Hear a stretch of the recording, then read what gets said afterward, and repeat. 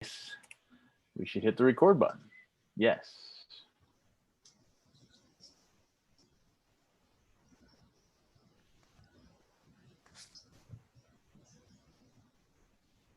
Is it recording already?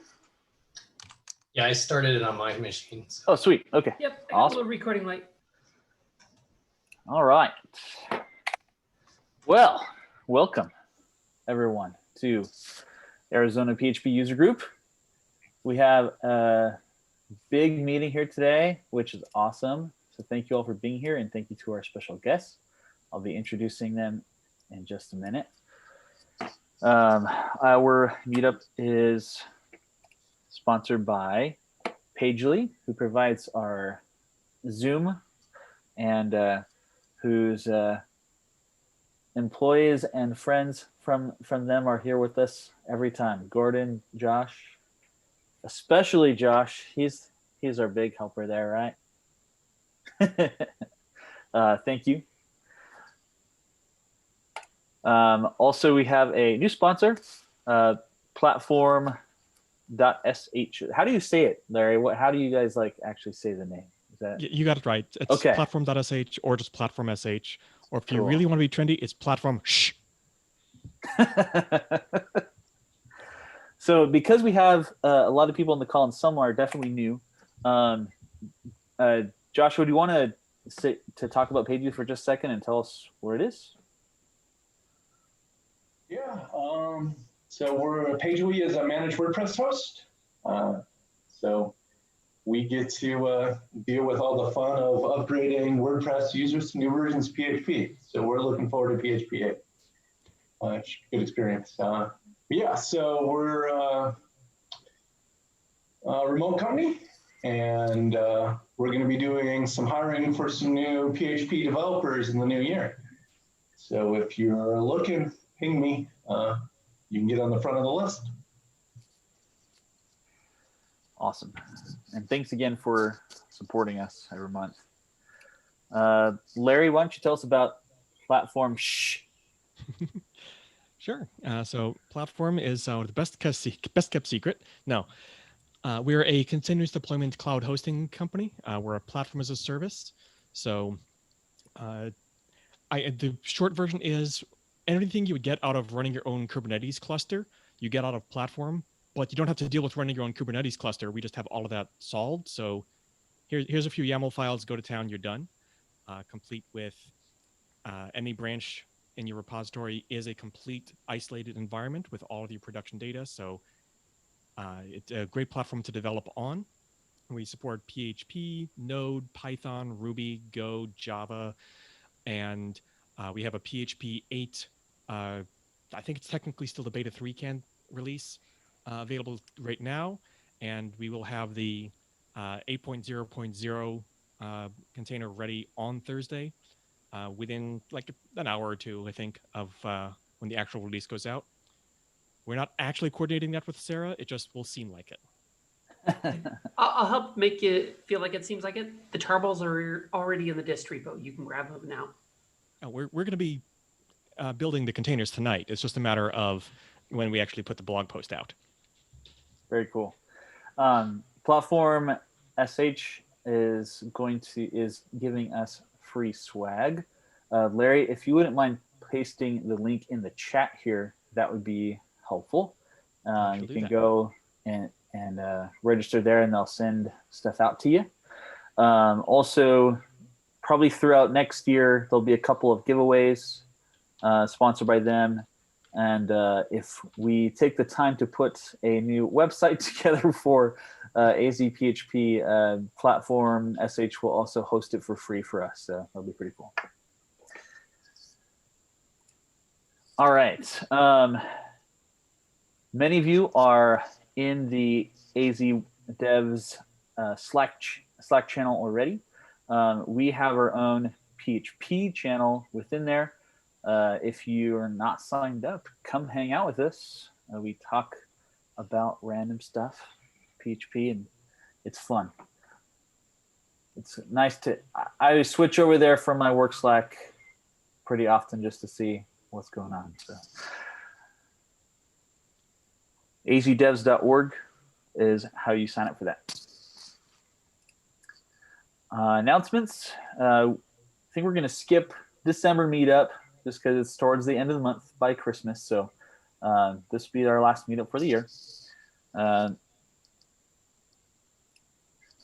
And starting in January again, we'll continue meeting online until further notice. So we'll post the meetup links or post our meetups for January sometime before January or sometime during January before the 4th Tuesday. It's the same time every month. You know the drill. PHP8 is coming this week on Thursday. Woohoo! Right, Sarah? It still is? Okay.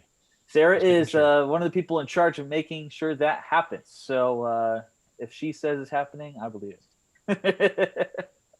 Oh, wait, no, we got to do this right. It's happening! Woohoo! So that's why, the main reason why we're talking about that tonight is because it is here. And it's also my birthday, which is another reason why I wanted to get some cool people to come hang out with us tonight too. So thank Happy you again. birthday! Happy birthday! Now I should be drinking, I feel like. That's what I'm drinking for you. You're fine. Yeah, why There we aren't you? go. I made a batch of boozy eggnog a couple days ago. I should be scarfing that down. All right, just a second here.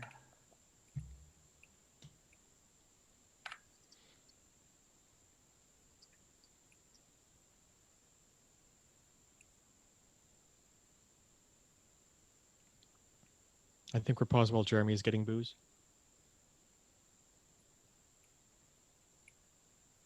Good reason to pause. Okay. Larry, I don't drink, but I wish I had a Dr. Pepper. That would be awesome. It's just, I already Can you drank it. fax him a It's Dr. gone. Pepper, please? All right. So tonight, before we have our panel discussion, I invited Ian to give us a short primer about PHP8. That way we can cover some of the new features that are coming up. And so we have a shared understanding there before we have our discussion. And so I would like to take a few minutes here to introduce our panel members. And they sent me some information that hopefully I will do justice with. But here we go. So Ian Littman is our first panelist. He's going to be the one that presents to us tonight. He will run through some of the highlights of PHP8. If you've seen Ian before, you probably saw him at another PHP conference because he is, I've seen him, I think, every time I've gone to a PHP conference, I've seen Ian there, which is awesome. And that helps me because then I have someone to talk to when I show up.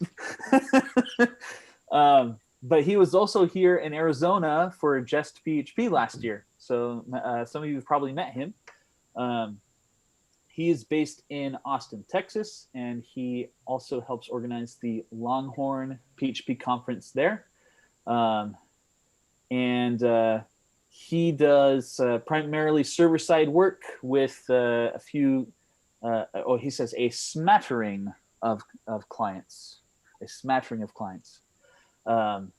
plus a semi-secret project you'll hear more about when it gets enough funding to start sponsoring PHP events. That sounds interesting, and I'm looking forward to hearing about that. When he's not writing code, he's probably arguing on the internet about networks, whether those networks involve cell phones, cable modems, or airplanes. Okay, I want to hear a little bit more about that because I haven't followed your network arguments.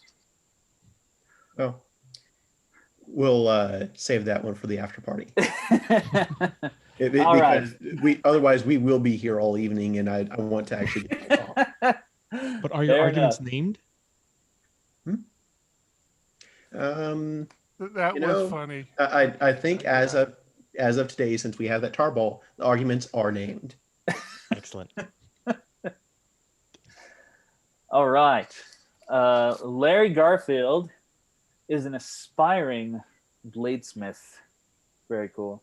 Who moonlights as the director of developer experience for Platform SH. When he's not trying to hand forge his own medieval armory from scratch, he tries to teach developers and development managers the skills of yesteryear that the industry has forgotten. I'm interested to hear more about that too. He is also the author of the book Thinking Functionally in PHP, which is probably something that we'll be doing as a raffle item next year. And that is available on Leanpub. In the past, you may have seen him at Drupal events wearing his signature black vest. That's definitely the Larry image that I remember always. So thank you, Larry, for being here. And I did everyone see Ian and Larry? I guess I should have had them make sure to speak and wave. Ian, can you say something so people see you? Hello. And Larry, how about you? Hello, world. I don't know where the slide is here, but here. Wait. Oh, wait. Here I am. Okay. Hello. Cool. Thank you. I'm Yeah, the guy with the blue shirt and the black vest. You'll see a lot of that. Yep. That's how you recognize me. All right, Eric, why don't you say hello right now? Hello. There he is. Eric, a lot of you have probably met Eric as well because he has been to the Arizona PHP meetup several times. Yeah, several times. He's only a 6-hour drive away, so he's joined us before.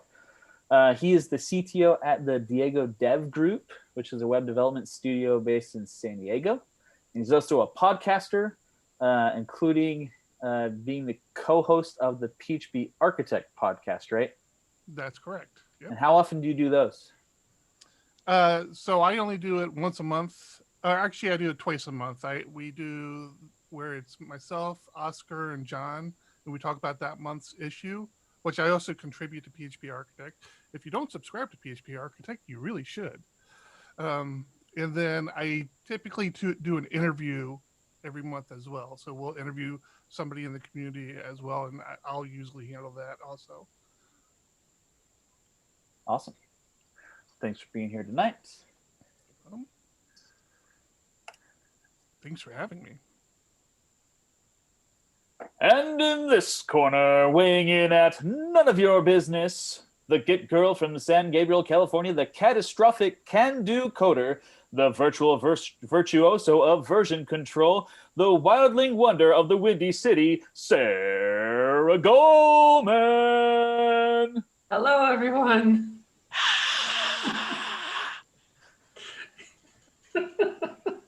Wait, I didn't know we could request voices for our intro. Damn. Well, she sent me that as a joke, but, I had to take it literally. Sarah, thanks for being here. Thank you for having me. In case you missed us earlier, Sarah is the release manager for PHP 8.0. So we're especially glad to have her here. And Sarah's done a lot of contributions to PHP over the years. And you work at MongoDB, right? That's my GA job. Right? Yep. Okay. Cool. They keep me employed. They make sure I have a machine to develop on. So I'm not coding from a cardboard box under a bridge pass.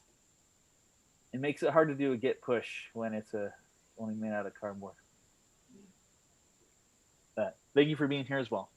Now, at this point, I think we'll hand the reins over to Ian. I think we need to make him a host, though, so he can share slides. Gordon, can you do that? Done. Sweet. All right. All right. Let me stop sharing. And Ian, why don't you take it away? Okay. Let's see if I can find the correct screen here.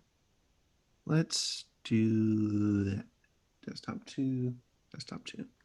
And switch over to my presentation and hit the go button.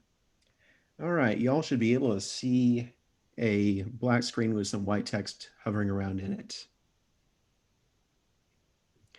Okay, excellent.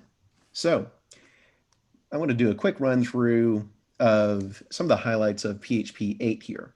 If you want to follow along, because there are a fair number of links in this presentation, you can go to en.im/php8az, and then you'll get basically the exact same thing that I'm presenting here, except the links will actually be clickable. With that, let's hop right into not actually legit. I'm sure Sarah can wax eloquent on that later, and jump into actual some language features, syntactic sugar, and that sort of thing.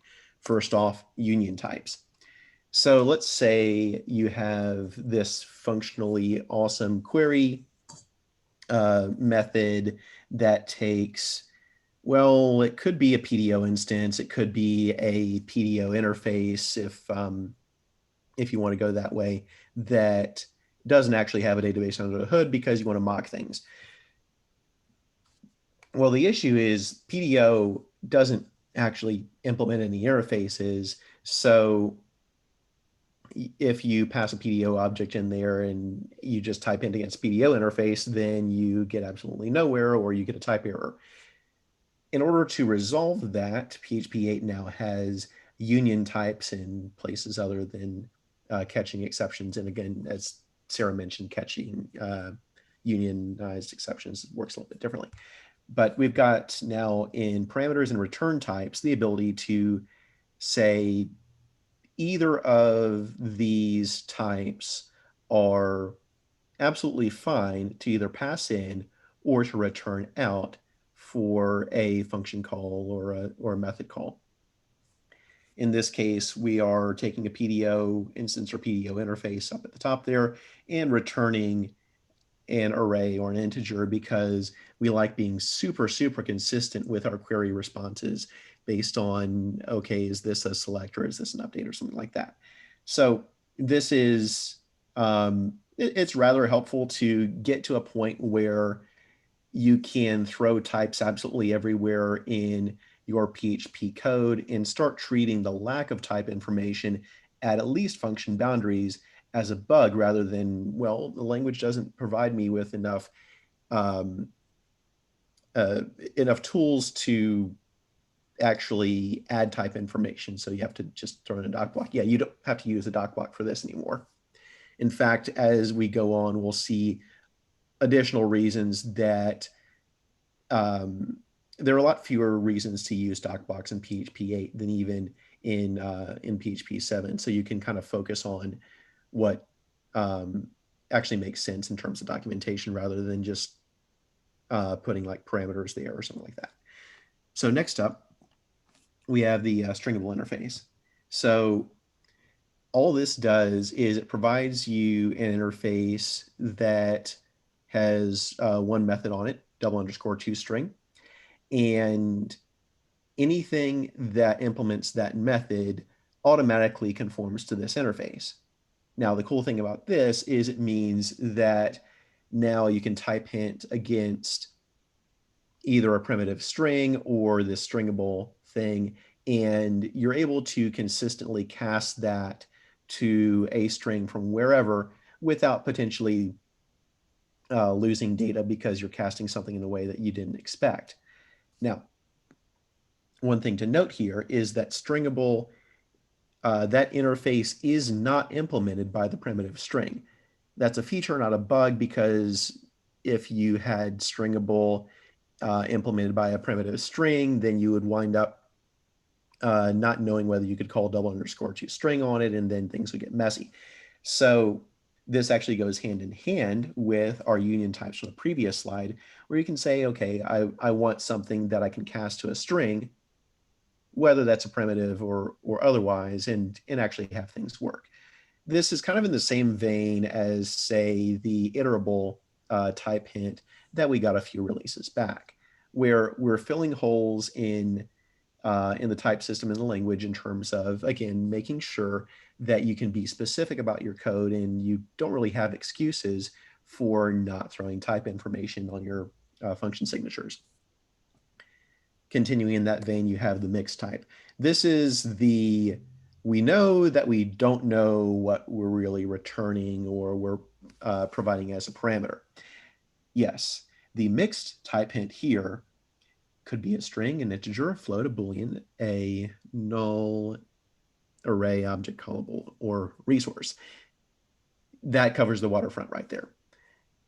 But this is kind of a completeness thing where with the mixed type hint, even if you don't necessarily know what things are returning, you can at least be obvious about it. And you can say, look, I have parameters and return types for every single piece of my function signatures, and then work from there to actually make them more specific and your code more predictable and less subtly broken.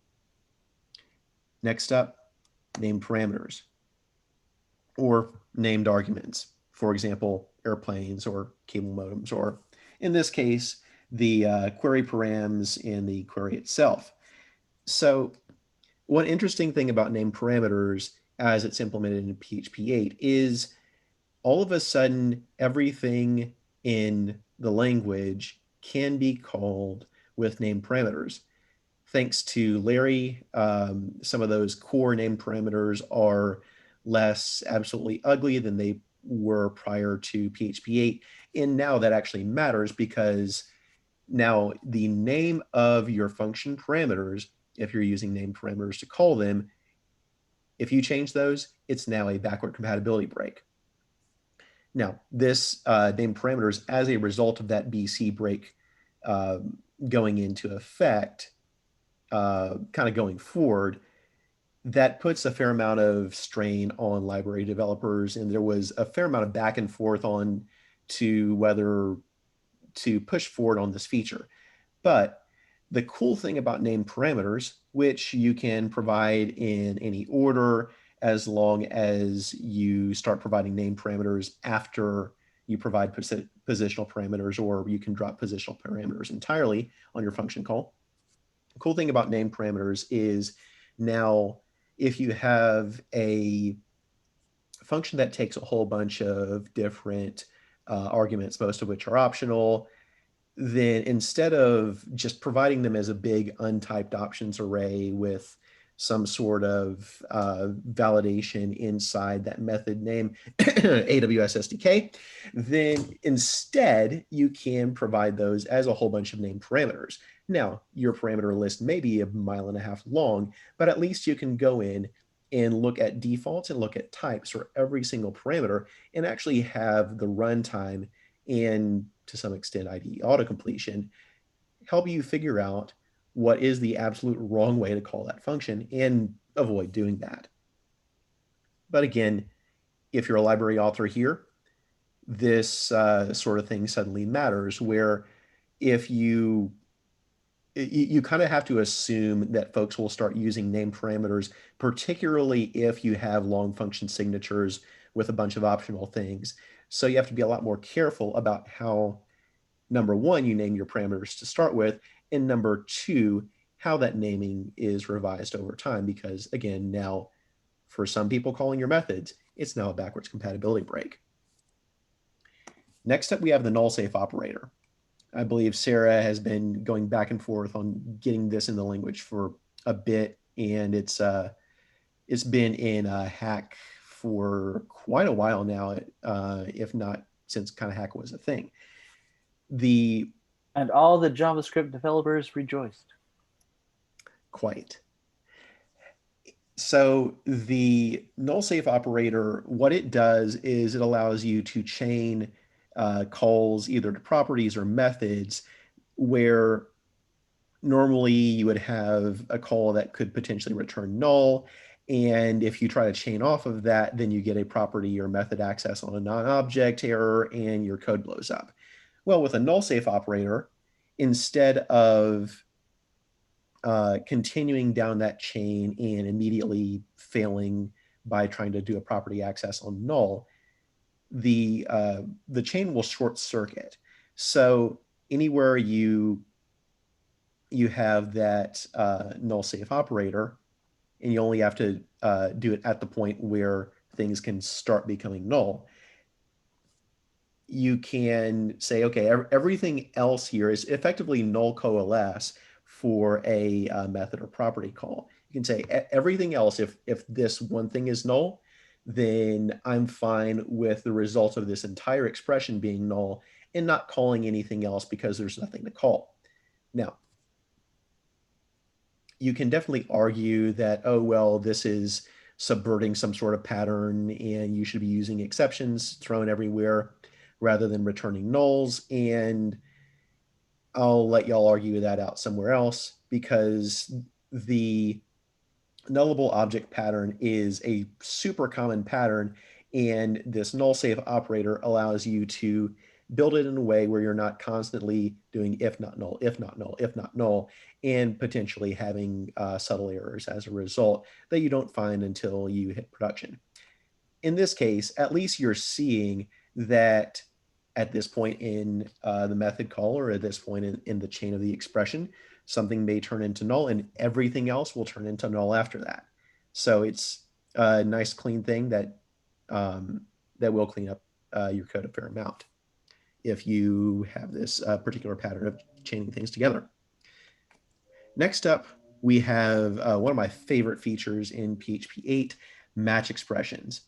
So I kind of think that switch and case statements are pretty cool, but they tend to be rather verbose, particularly if all you're trying to do is assign a variable based on this big old switch statement. Well, with match, you have a little bit less flexibility than a standard switch, but that's a feature, not a bug, because in return for that lower level of flexibility, you have a much more terse way of representing your conditions, as well as directly assigning from kind of the right-hand side here of those match arms. So you can still, on the right-hand side here, this can be an expression or just a string. Default is, interestingly enough, optional. Now, unlike with a switch, where if you don't provide a default, then it just falls through and does nothing, if you don't provide a default within a match, then if somebody comes in and provides a result into that match argument that doesn't match any of your items here, which we've got two options here and one option here, then you will get an error thrown by the runtime saying, hey, look, this was some parameter that we didn't expect. So it's a nice kind of clean way to take a specific use case that's kind of a common use case for switch and case statements and really clean it up and make it a lot more obvious what it's doing. And as a result, maybe a little bit less error prone. So next up, we have class constructor property promotion. Now, if you've used other languages, I believe TypeScript has this. It's been a little while since I played with TypeScript, but I believe TypeScript has this. .NET has this. A few others have this. Instead of having to have the boilerplate of your constructor setting a bunch of internal properties and then actually declaring the properties up at the top of the class, now we can, in the constructor, specify visibility on a given property. And that specification of visibility, which you can do per parameter, you don't have to do this everywhere. If you specify visibility, then the runtime will automatically create a property with that type, with that visibility, with that default, if you have a default there. And the first thing that happens before the body of your constructor is executed is that parameter name will be set to that property of whatever the parameter name is. And then you can continue to execute the rest of your constructor, because at that point, the property is set and you can go about your day. This is really nice if you use patterns that use a lot of anonymous classes, because anonymous classes can get unwieldy rather quickly and kind of defeat the purpose of having some really quick definition of a class. But by taking basically 2 lines away for every property in the class, one from the property declaration, then one from the setter in the constructor, you get a nice little bit of terseness while still being clear about what your class is actually doing. Next up, attributes. So I guess about a week and a half ago, PHP Benelux, there was a presentation on PHP8, not unlike this one. And if you're not careful looking at the documentation, you may actually run into docs that still have this attribute syntax using double left angle bracket and then the attribute name and double right angle bracket. Yeah, that doesn't work anymore. The syntax changed again.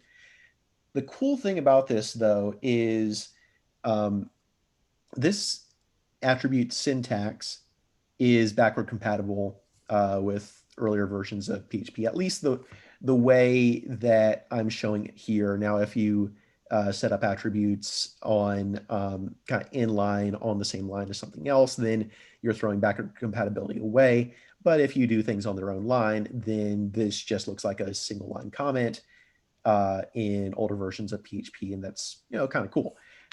Anyway, attributes provide kind of a similar sort of deal that your @param or @return or whatever your doc blocks had previously provided in terms of annotations on code.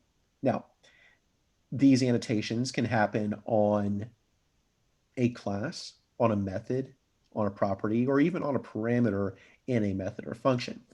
And these can be picked up by reflection. And basically what happens here is you start out with this attribute saying, hey, this class, we expect that it will be used elsewhere in the code base as an attribute. Runtime, do whatever you need to make sure that that works. And then you can now use that, you can declare that attribute on something else. And here, this is the constructor parameter that you can then find in reflection, drill down to the properties, drill down into the attributes. The attributes are an array. You can provide multiple of these per thing that you can hook attributes to.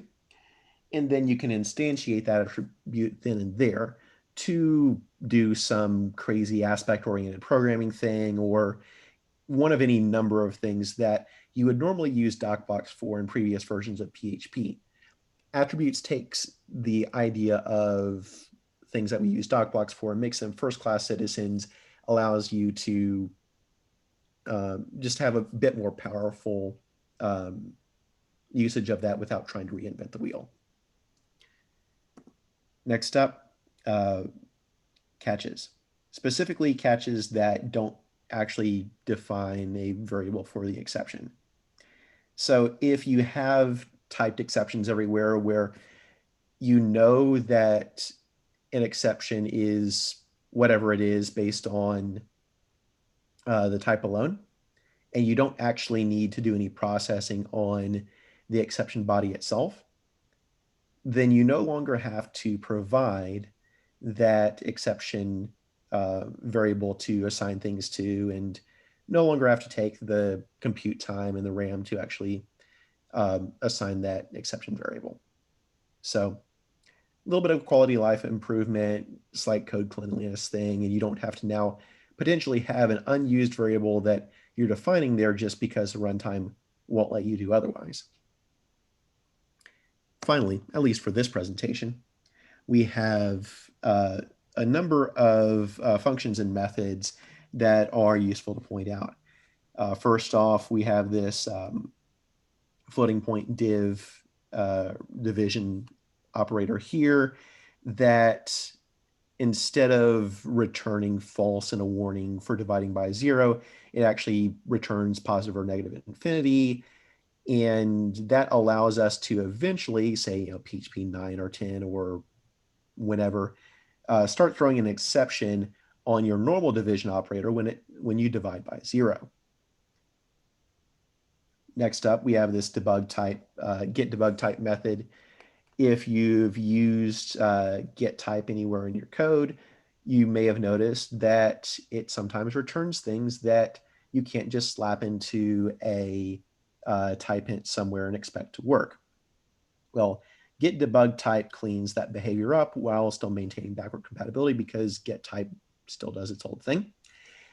And get debug type gives you back a string type that you can actually throw right back into a parameter or return type if you're doing some sort of code generation or such.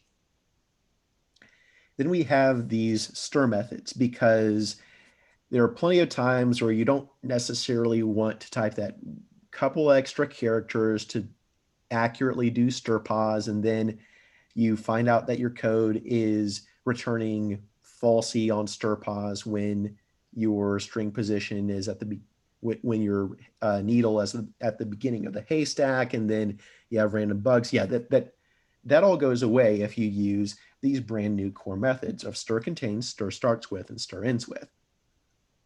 These all return Booleans. You can actually do a truthiness or falsiness test. You don't have to do a triple equals 0 or triple equals false or non-triple equals false. And so this is just a nice little cleanup thing that you're guaranteed to have as of PHP 8.0 or higher, so you don't have to re-implement it in your framework of choice, Laravel. So moving on to preg last error message.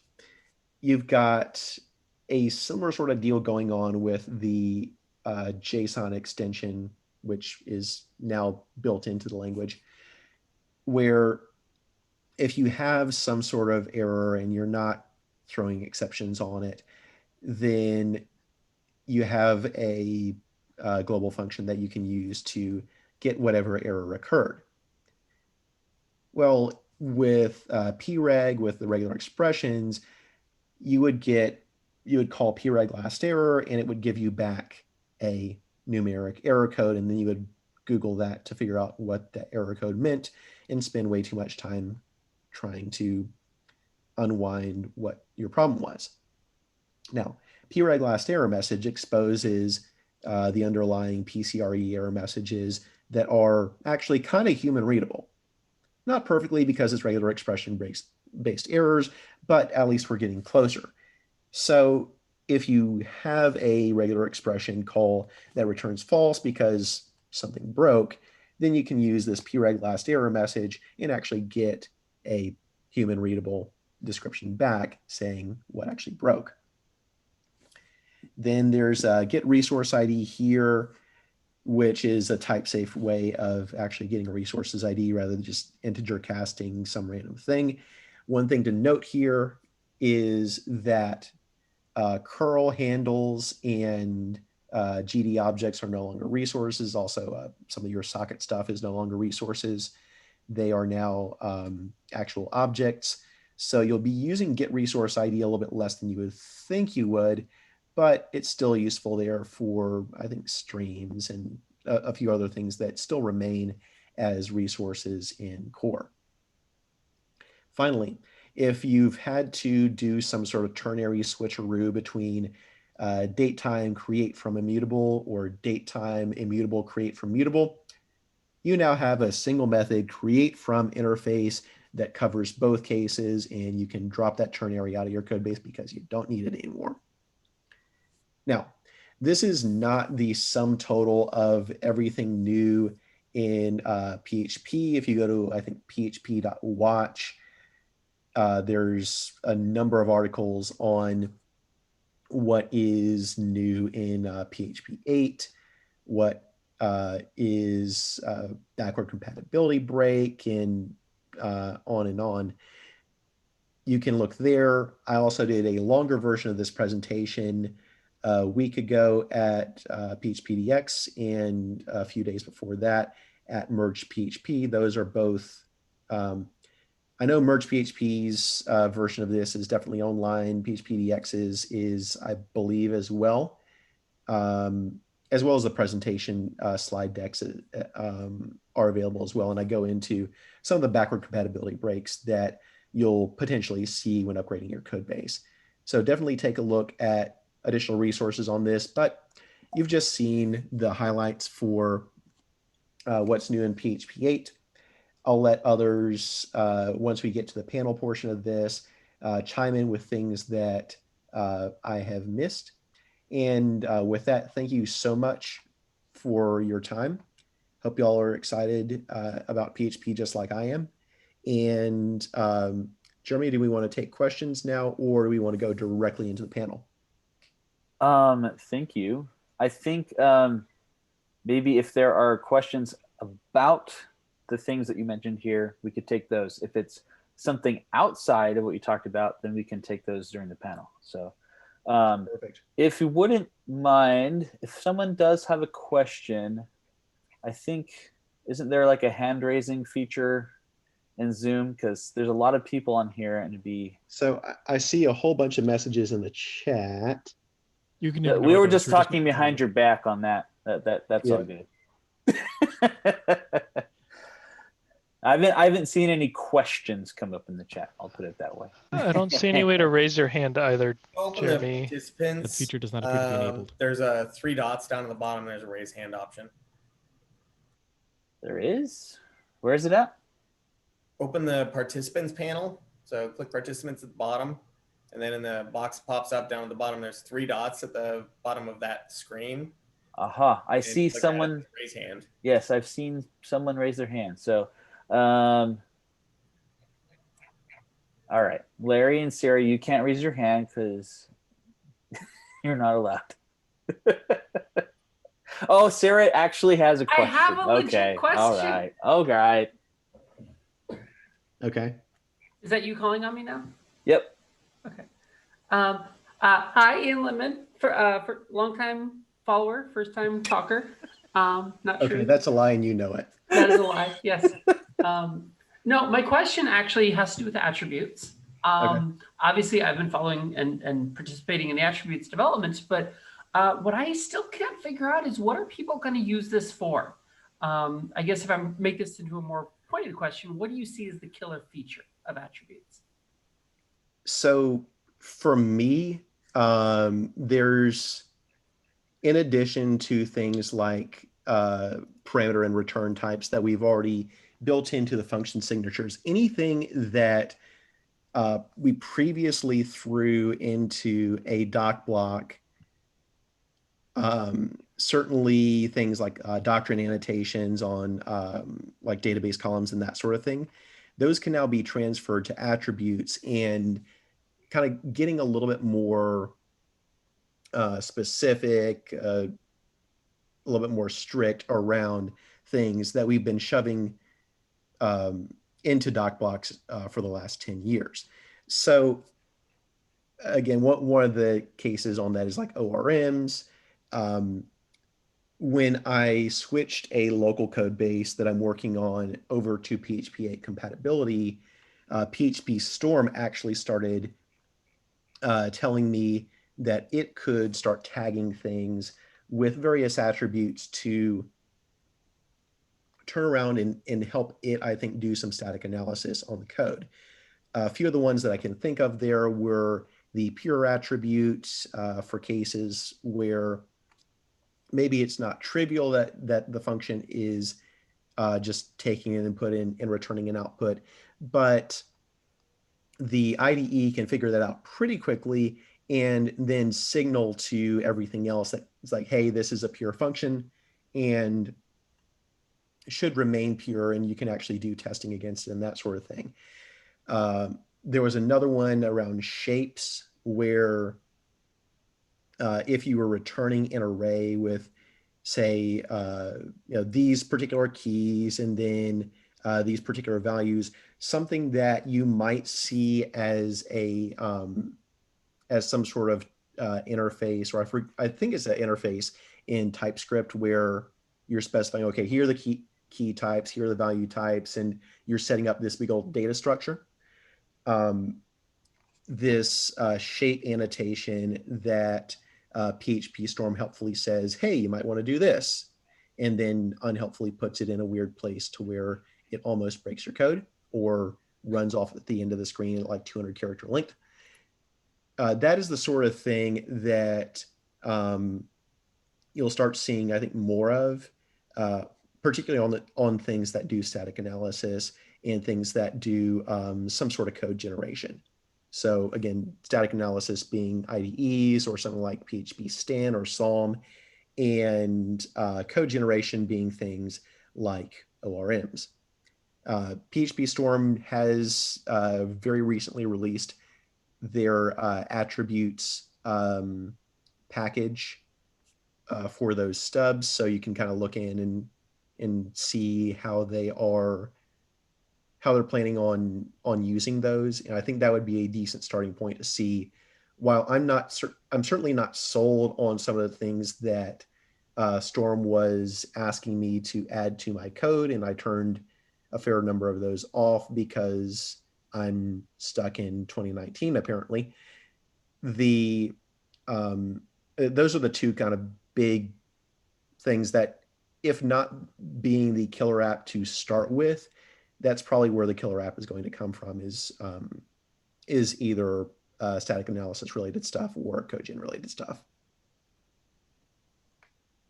If I may offer another. Yep. Go ahead. So another place I see it being widely used is registration. When you are registering events or plugins or other things like that, very often there's potentially a lot of metadata around that connection that right now is done through doctrine annotations or through a method that returns a giant array or something like that. That's another excellent use case for attributes. I actually have a library that's a PSR14 event dispatcher implementation called Tukio. Drop a link to that here, that I recently went through and added attribute support for. So basically I just took all the things you could pass in as part of the method call where you register an event listener, and most of them I moved to attributes because they just make more sense there. And that makes the code overall a lot easier to read. It's a lot easier to say, okay, what is the ID of this event going to be? Because you can list it in an attribute right on the listener. I think overall it does make the code considerably nicer. So that's another place where I think that kind of sideband information is going to be very useful and very helpful. And I think one other piece of this is attributes allow you to have that kind of depth of information lazy loaded, because that attribute is not instantiated until you go into reflection, find the attribute and say, okay, give me a new instance of this. Yeah. Cool. That was a good question, Sarah. I'm pretty sure there's a lot of people that had that same question. Yeah, and we'll still have that question for some time. Ian, thanks again. I dropped a link to Ian's slides in our chat. One thing I would like our panelists to do is, you've already brought up several links, and you probably will still, along with any resources outside of what we're talking about. If you want to send those to me, email and Twitter, I'll compile them together for the group. That'd be great. All right, let's move into the panel portion of this conversation. All right, so we have Sarah, we have Ian, we have Larry, and we have Eric. And thank you again for all being here and sharing your experiences with yeah, man, there's a broad range of experiences between all of you, which is why I'm glad all of you could come. So across the PHP community, across PHP development, across PHP core development, just all PHP library, PHP contracting, working for big companies, small companies, owning companies. I mean, it's all there between you four. So thank you. So let's get started. So for everyone else on the call, learning a little bit more about you would be each of you would be great. So tell us a little bit about your background in software development and PHP. Anyone can go first. Well, you should probably point at people, but I guess anyone can go first. Yes. I nominate Sarah to go first. God damn it. Seconded. Well, okay, fine. We'll do the long story then. Long ago during the Reagan administration, a young child got a hold of a 8-bit computer with 2K of memory, and it all went downhill from there. No, I first got into working in the industry in the late 90s, Clinton administration, as it happens. I was working for the US government on the probation department. We were making visual-based ASP web pages using Visual Basic, not visualbasic.net. That would come many years later. When my boss showed me this fancy little website called PHP3.net. And yes, that's what it was called at the time. And I fell in love with the little yellow pop-up box for the manual search. And it wasn't until I had already learned the language that I realized that was JavaScript and PHP had nothing to do with pop-up. But by then it was too late. And so being somebody who enjoys working on open source, I just kind of started fixing little issues I saw. And before I knew it, they said I had to keep doing it or else something would happen to my cat, which was weird because I didn't have a cat. But professionally, yeah, I've worked for a couple of big names, as Jeremy said, Yahoo, Facebook, MongoDB. Also worked for the University of California, Berkeley for about 7 years. Yeah, I don't write a lot of PHP these days anymore. Mostly C and C++, but you know, nobody's perfect. I nominate Larry to go next. There we go. Vengeance. Not how this works. Okay. All right. So I first found PHP when PHP 3 was new and cool. So some of you know how long that's been. I was in college at the time. I'm dating myself here. And I was looking for something to do web pages with that didn't hurt me the way Perl hurt me. I guess this was Perl 4 at the time, or something ancient. And never quite left. That's kind of the story of my life, as I end up in things and never quite leave. So I've been writing PHP for 22, 21 years, something in that neighborhood now.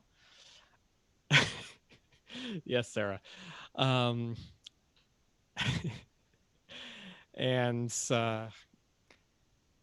got involved in some major open source projects. I was one of the leads on Drupal for a long time, although I'm no longer involved with the project. My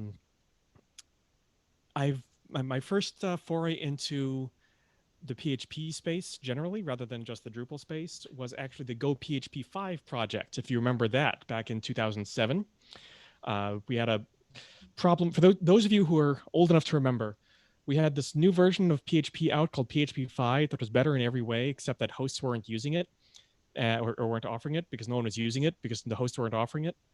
And that was kind of a problem. And so I got a couple people together and said, yeah, this is silly. As of this date, all of these open source projects are switching to PHP 5.2 at the same time. Hosts, get on board. Turns out a lot of hosts already offered PHP 5, just people didn't realize it.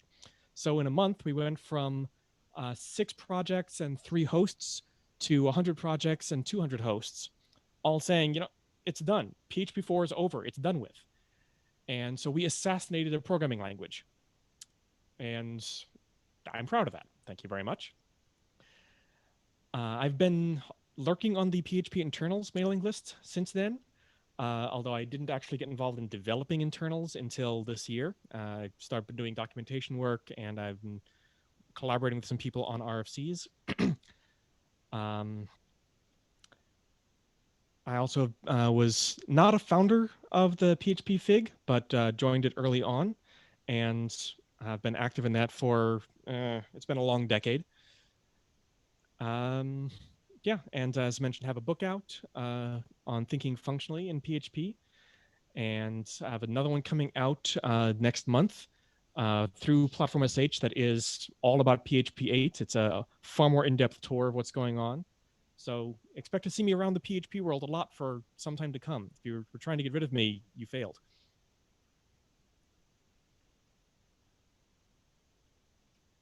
Thanks, Larry.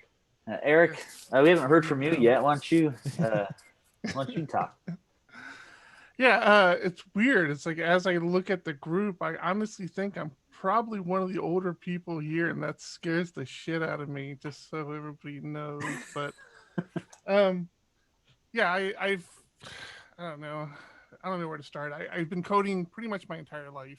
I started back on the old Radio Shack TRS-80 computers, rocking some BASIC for years. I thought I was the man figuring this stuff out. And I burnt out with coding in college. I got to COBOL and compiling and going to the data center and collecting my errors, and I'm like, this is not for me. And I sworn off coding. I said I'm never doing this again, and I had actually stopped coding, but coding stuck with me my entire life. Every job I got, there was some aspect of coding involved, because even when I was doing water purification, I got this job in water purification because the person knew I was good with computers and good with coding, and this new water purification system they got was run by computers. So I always kind of stuck with some form of scripting or coding, but never thought it was going to be my life. And then, I don't know, in the 90s, early mid 90s, I was introduced to the internet, and I realized, I'm like, hey, no, this is what coding's supposed to be. This is, I mean, it was HTML, so for what that is in coding today, but that was impressive to me. I'm like, this is what it's supposed to be. So I started getting interest again. I got a friend who encouraged me. I actually stumbled onto PHP by complete accident. I was looking to move a database, or move some data into a database. Somebody had told me about MySQL, which led me to taking a class about PHP MySQL. At the time, I'm like, I don't know what PHP is, but I need to learn about MySQL, so I'm going to take this class. And it was that class, learning about PHP, everything started to click for me. Everything started to fall in place, and I really became hooked.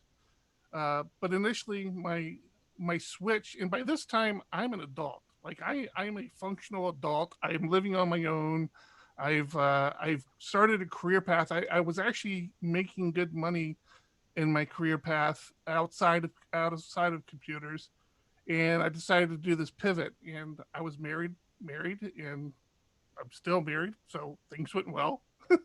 I told my wife, I'm like, hey, I really want to do this. I really want to make this change. And she completely supported me in it. And I ended up in a job with a big company, big enterprise.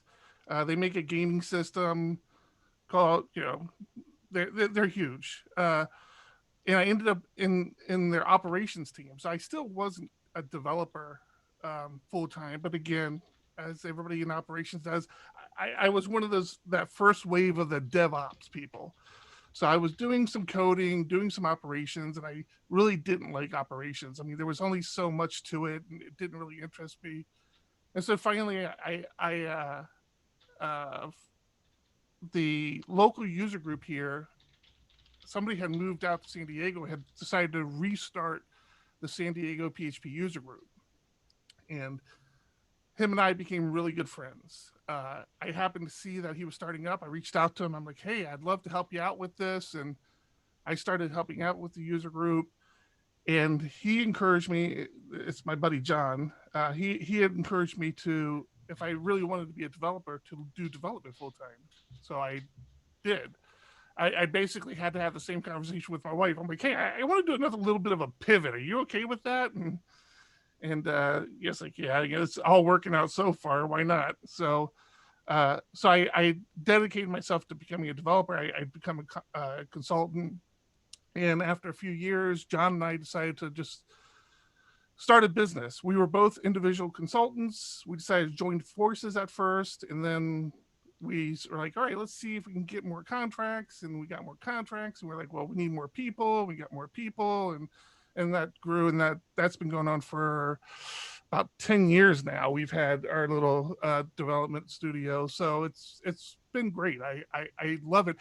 And the thing about PHP for me is, I'm a fan. Like, half the people, I see on the screen, I've either stalked or I've interviewed. I mean, I just did an interview.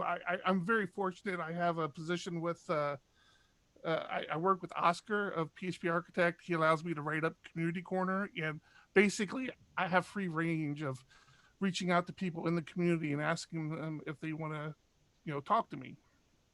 So that's what I do. I mean, some of you, Sammy knows I stalk him all the time.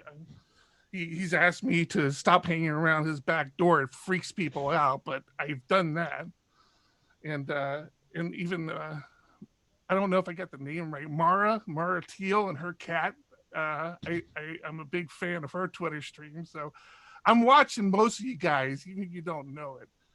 But I'm just really fortunate. Unfortunately, you always hear about having imposter syndrome, and I am that actual imposter. I feel like I don't have imposter syndrome. I'm the imposter. I'm the fan back here, but I enjoy it. So yeah, that's me in a nutshell. I ramble too. I talk a lot, especially when I've been drinking. So All Thanks, right, Eric. that leaves me. So I've been on the dev side of things a little bit less time than other folks here. While I went to college for a computer science degree, I had played around with BASIC and such prior to going to college. Kind of knew that I wanted to write softwares in some form or fashion prior to going to school, but hadn't really done much of it other than some HTML here and there, maybe a little bit of, well, CSS was barely a thing at that point. So went to school for a computer science degree. And there was a kind of practicum or field session is what we called it in summer of 2010, where I ended up doing some Android development and doing some web development on the server side to put together this little conference-y social network related thing. Earlier that year, I had taken a web programming class, and one of the first kind of segment in it was Ruby on Rails, and I actually have the book by DHH back behind me there somewhere in that bookshelf. But there was a HTML5 book, and there was a PHP book, and those were the primary pieces of that web programming course, or it may have been called web applications. Either way. So by the time I got to this summer session, I was working for the college, and I had played around with some WordPress stuff and such on my own because I was, I want to have a blog. Okay, I'll install WordPress. Didn't really know what it was doing under the hood, but it's like, okay, I have a shared host. It runs Linux. It runs a thing. Okay, fine. So I start working on this social network thing, and I string together some code, and we used PHP as that platform. And so, okay, I can kind of figure out what's going on here. That's kind of cool.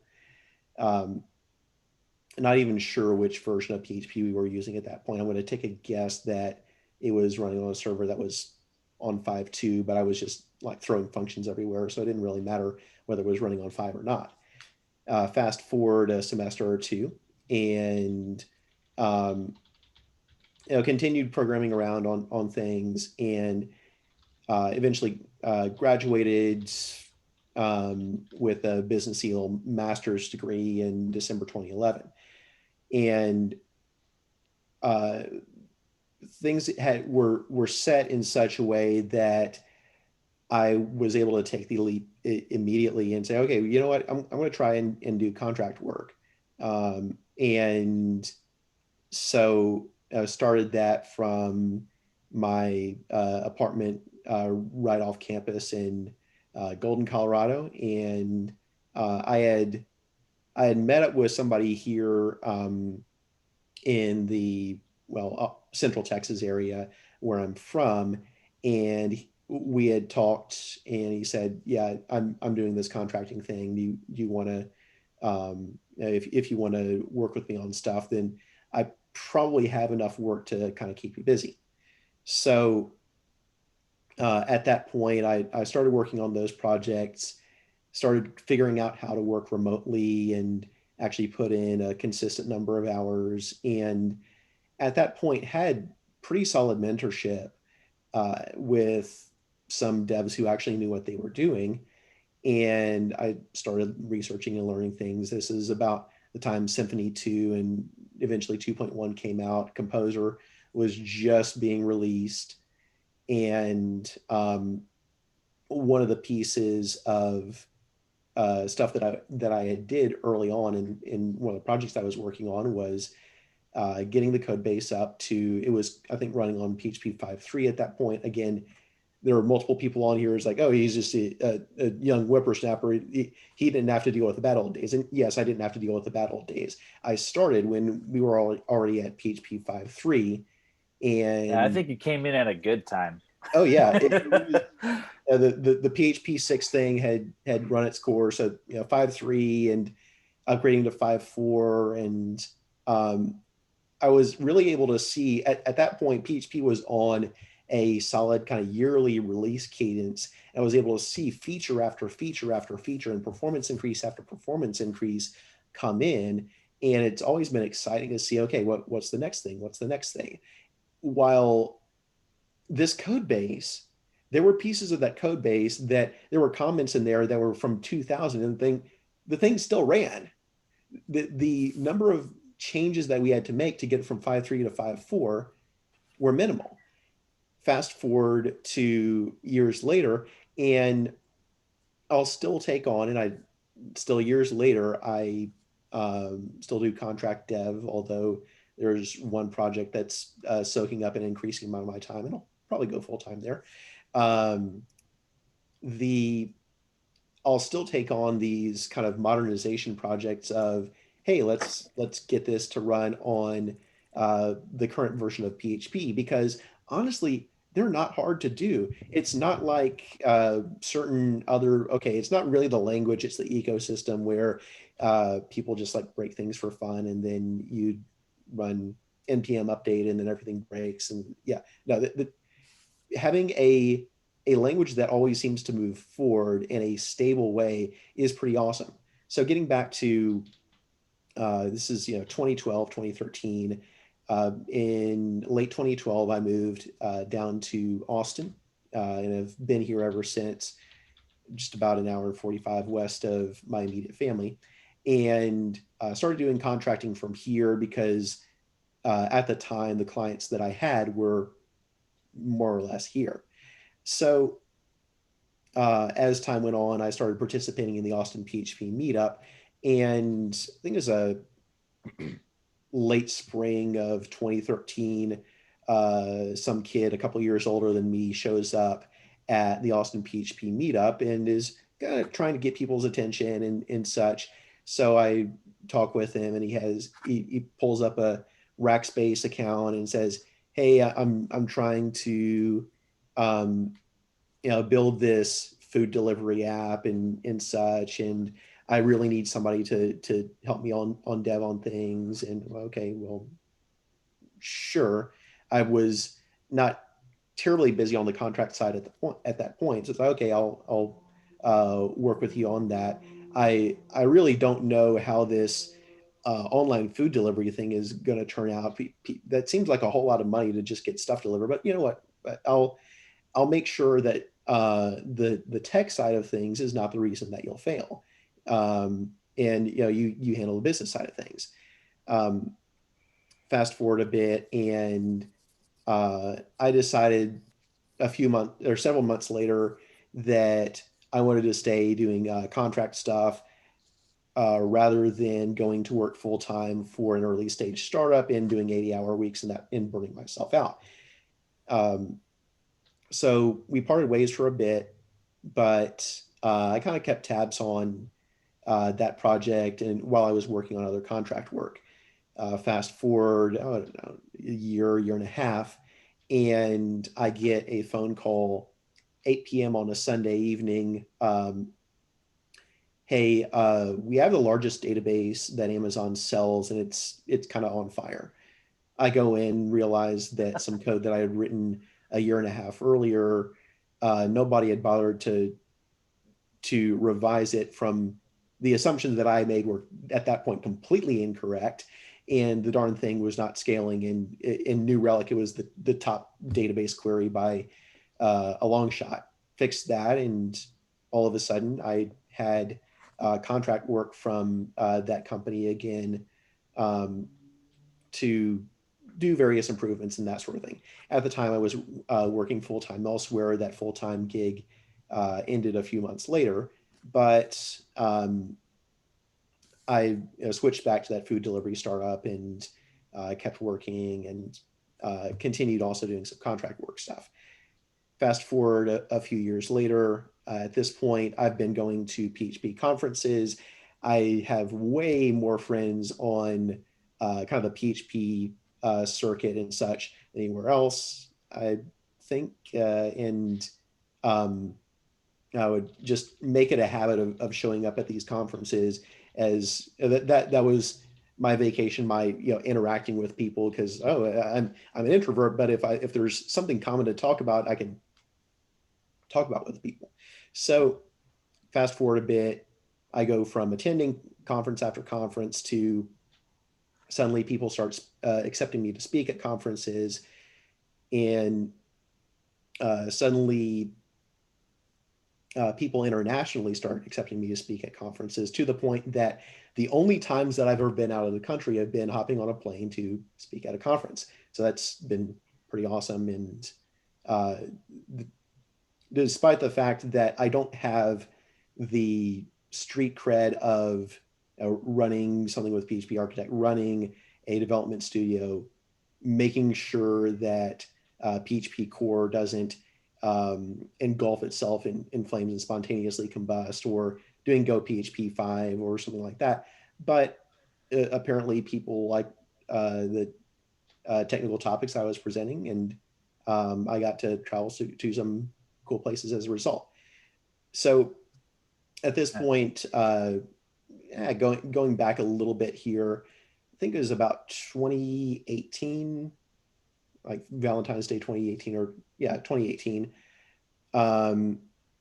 that food delivery startup by the name of Favor, they had tried some things and expanded and contracted, and eventually got bought out by our semi-local and well-loved grocery chain here in Central Texas. And it was really cool seeing that somebody saw value in the code that I had written earlier on, and I'm sure there was some of it that I had written that if you did a git blame, my name would still be on there, for better or for worse. And kind of seeing that and seeing that expand and scale is a fun feeling, even when sometimes that fun feeling is replaced with sheer panic when servers are going down because somehow either your code was wrong or there was a scaling issue.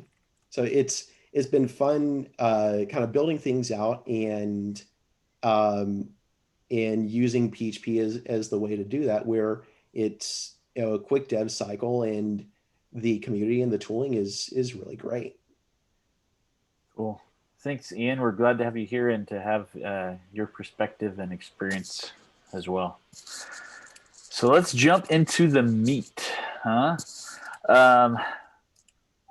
First question I wanted to ask everyone was to know which of the PHP8 features you're actually the most excited about.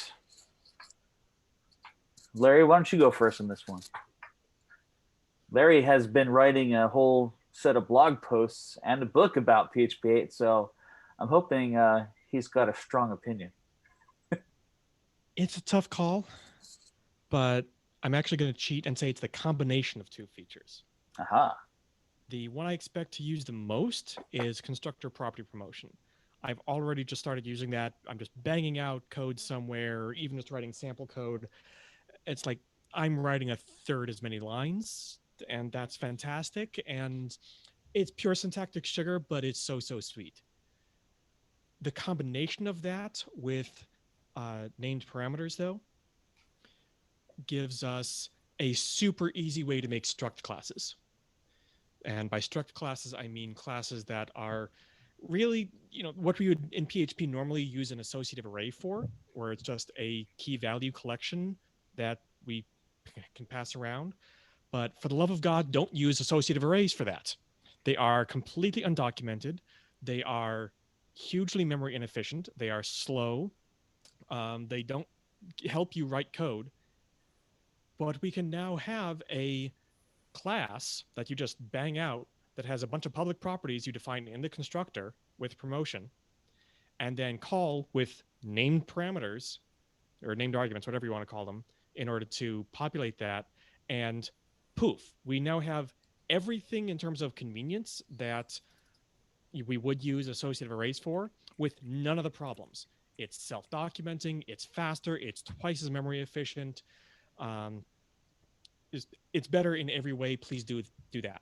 So really, it's the combination of those two that I'm most looking forward to, because that can change just the way we approach problems. And the fact that both of those were written by Nikita Popov at me nudging him with another blog post is a nice extra. So I don't claim any credit for having written those. I just claim credit for instigating Nikita to write them, which is kind of how my career in PHP works. I want to jump in for 1 second and come to the defense of arrays, because arrays are not that bad. Yes, objects are better in every way, but they're not that bad. So that's all. Just wanted to, somebody's got to defend the little guy. Hey, who's well, been while around since PHP's early days, by the way. While you're defending arrays, why don't you give us your favorite? My favorite new thing? Yeah, union types.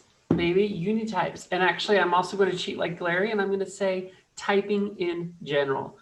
This has been building since the 7.0 days, but typing. We are getting so much better at having this self-describing language that self-documents and self-enforces all these things.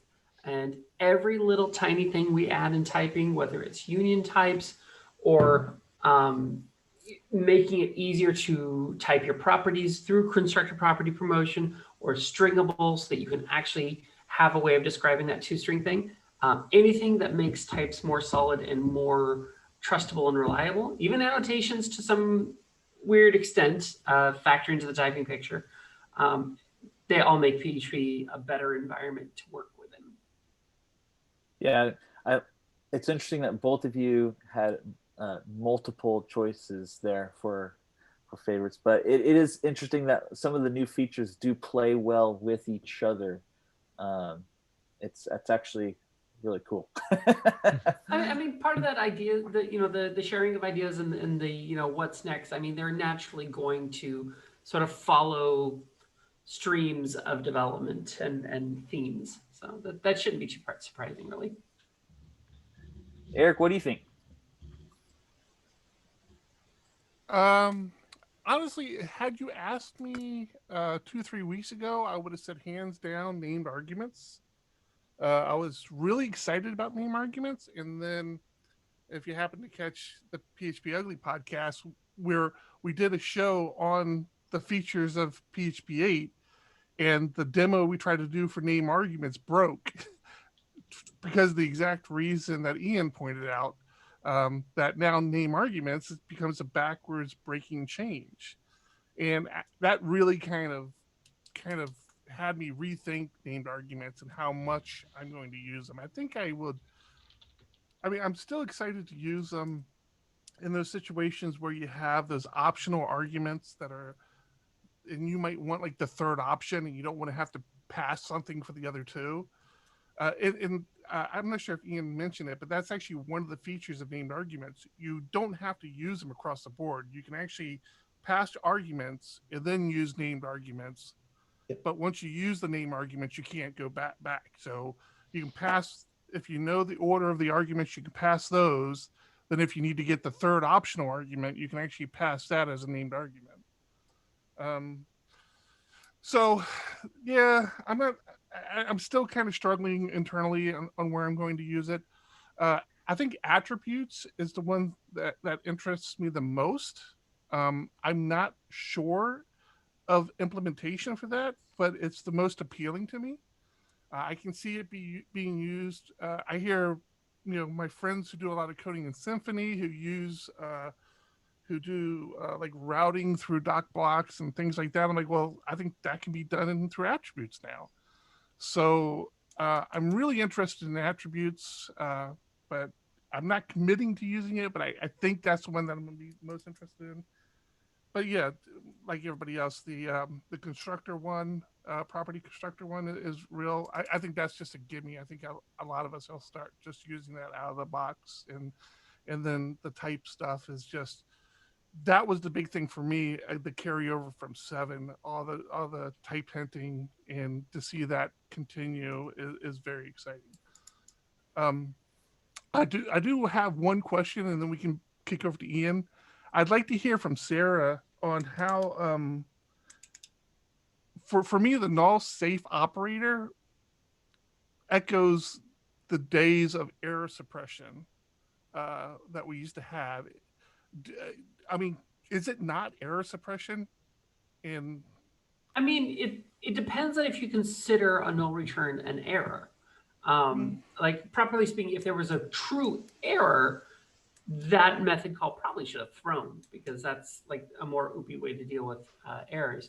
Null can simply mean like, hey, this thing you're getting from the cache isn't in the cache yet. That's all.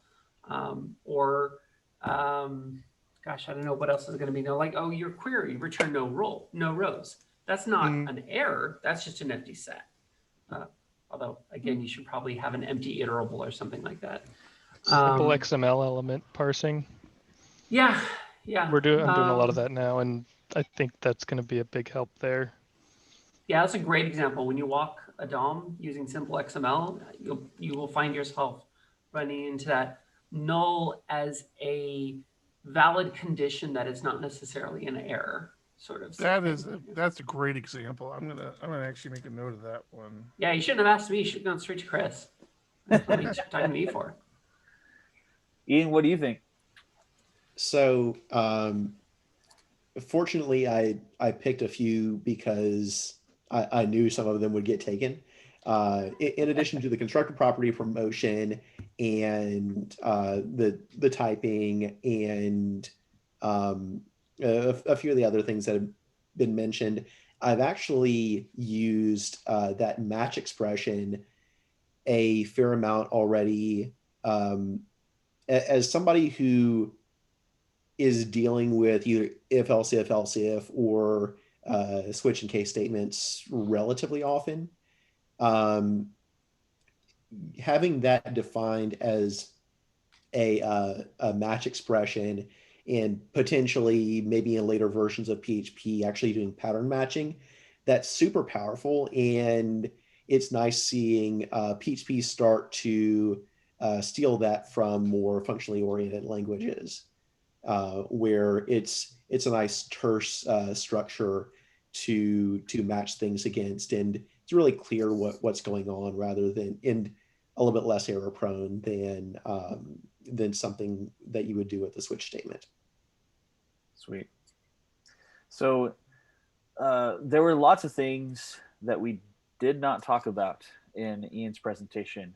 I had him cover kind of like the big features there's so much more, and then so many other things to keep tabs on, like the backwards incompatible changes as well. One of the things that we didn't talk about was the JIT. So anyone can answer this question, or one or more of you if you want to talk about it. But if you've done any kind of research into the JIT, it'd be great to get your perspective on what exactly it is, why would we use it, and what situations would we not use it? Well, first off, I'm going to say I'm really happy that we haven't mentioned the JIT yet, because I think a lot of people are hanging a lot of hopes on the JIT about like, oh, this is going to make my code twice as fast, the same way 7.0 was twice as fast as 5.6, which, by the way, oh my God, 7.0 was twice as fast as 5.6. But JIT is not going to do that. JIT is going to be some incremental bumps. It'll be most useful for very specific non-web oriented workloads, and that's great, but it's not going to be that. So I think we all need to take, just one breath and realize that. The other thing I'm going to say is that the JIT still has bugs. Let's be 100% honest with ourselves here. In 8.0, the JIT is a beta feature. Absolutely test it, try it out, get it running. But bear in mind, there are likely to be issues, some of which we know, some of which we don't know. So please report those bugs. Yeah, I agree with Sarah. I think the JIT was a lot more appealing before 7.0 was released. I think 7.0 really took care of a lot of the performance issues we had as PHP developers. The JIT really seems to be a niche now for very specific, long-running sort of applications, possibly, but it's not as appealing to me as it was back in the 5.6 days. Yeah, I'm kind of glad that it has been downplayed more recently, because at the beginning of the PHP8 name, it was like the only thing that was talked about, and I'm glad that we've kind of filled PHP8 with a lot more cooler features that since that point. I've been downplaying it pretty hard every single chance I get, probably much to Dimitri's dismay, since he's been working so hard on it. And I'm sorry, Dimitri, but let's not all hang our hopes on it.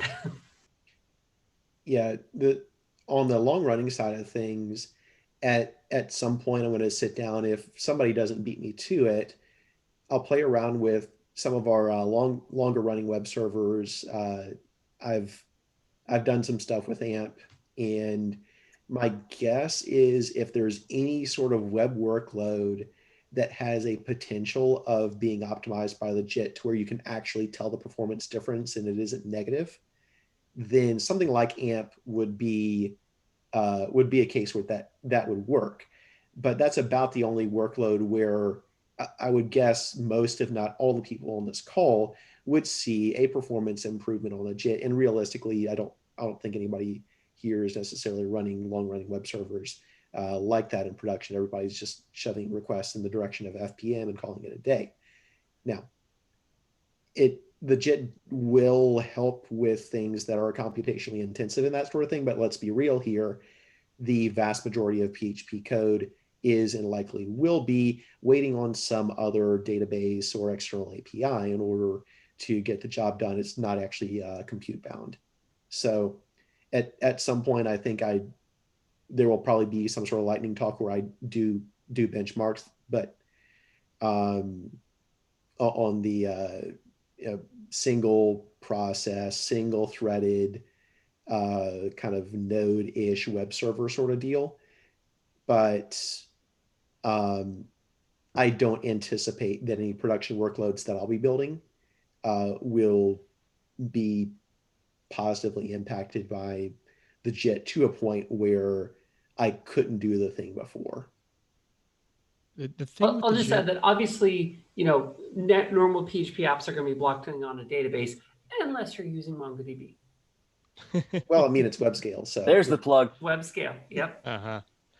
The thing with the JIT is that, as everyone else has been saying, if you're running your typical PHP FPM process, you probably won't notice much difference because the request isn't going to be running long enough for the JIT to figure out how to make your code faster.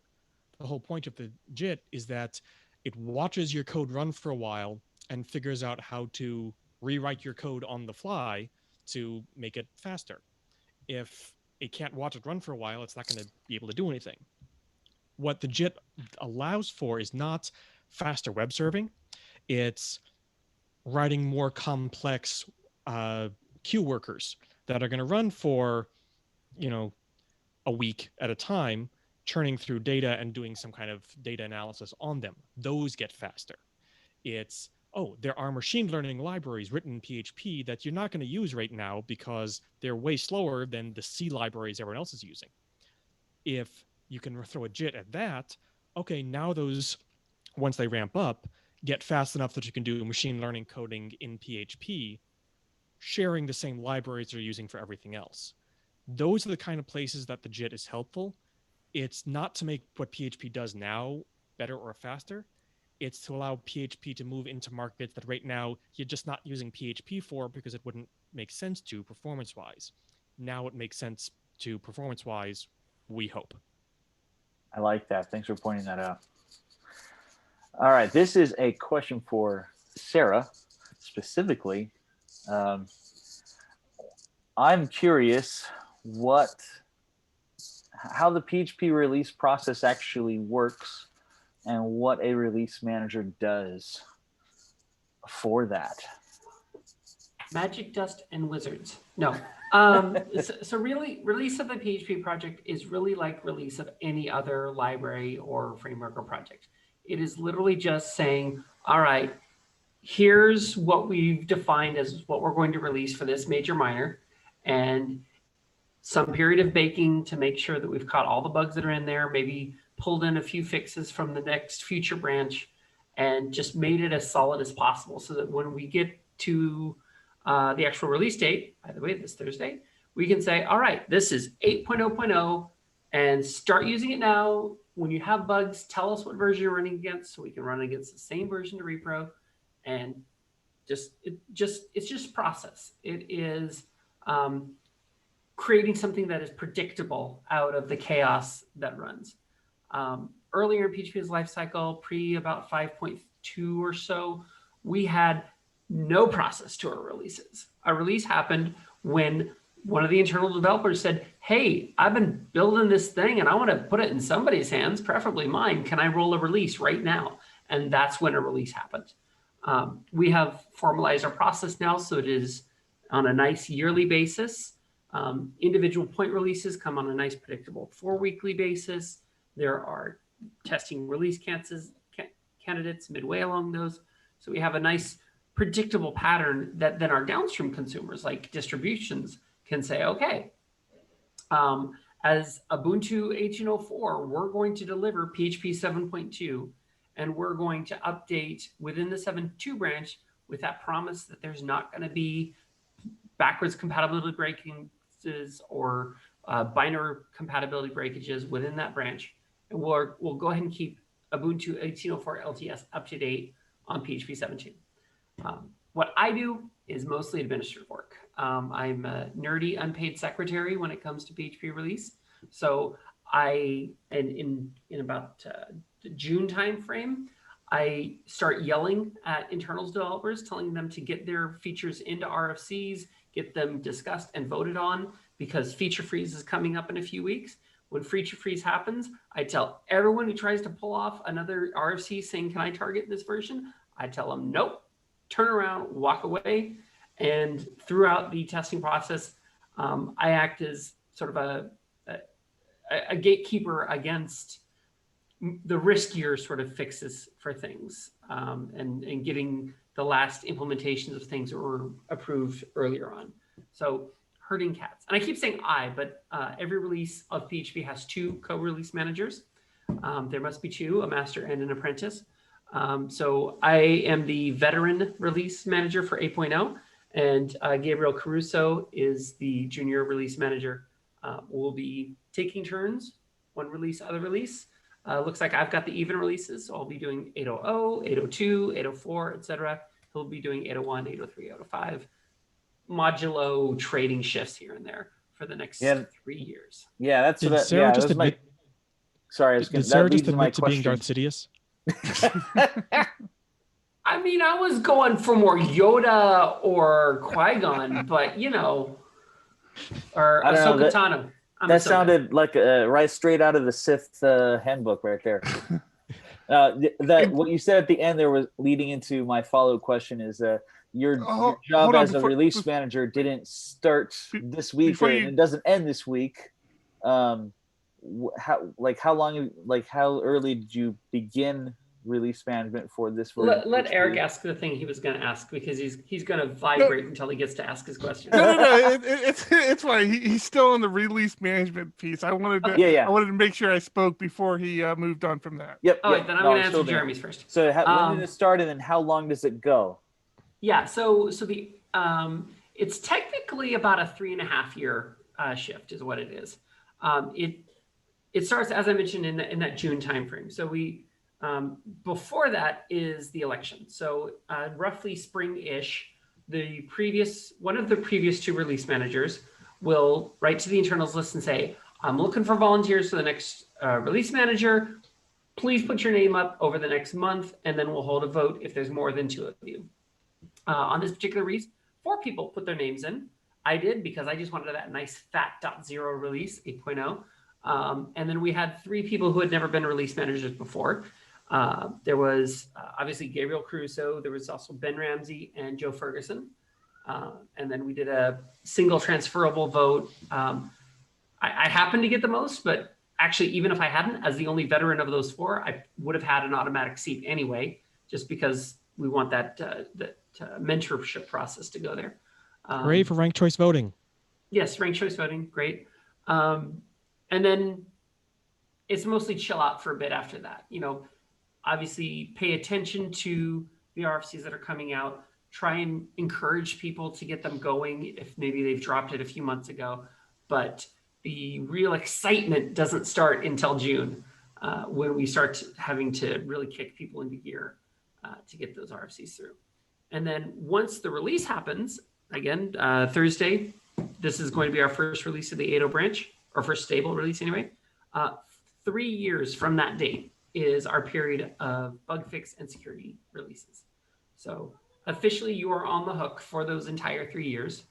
I say officially because obviously you can quit at any time. You're just not gonna make people happy about it. The 7.1 release manager dropped out literally after releasing 1 stable release for good reason. You know, I'm not gonna fault him. But we do have other release managers. I jumped in for a bunch of them. Christoph jumped in for a bunch of them. So yeah, 3 years. And then 7.2, which was also my release, officially ends on November 30th.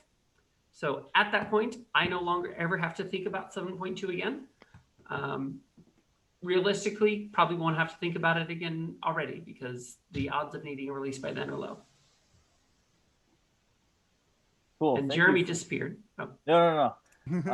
That was great information. So my daughter came in right there at the end, so that's why I disappeared. The wizard sanctum there? Indeed, yes. So I was hoping to inject a little bit here because I think Sara plays down the release management role a lot.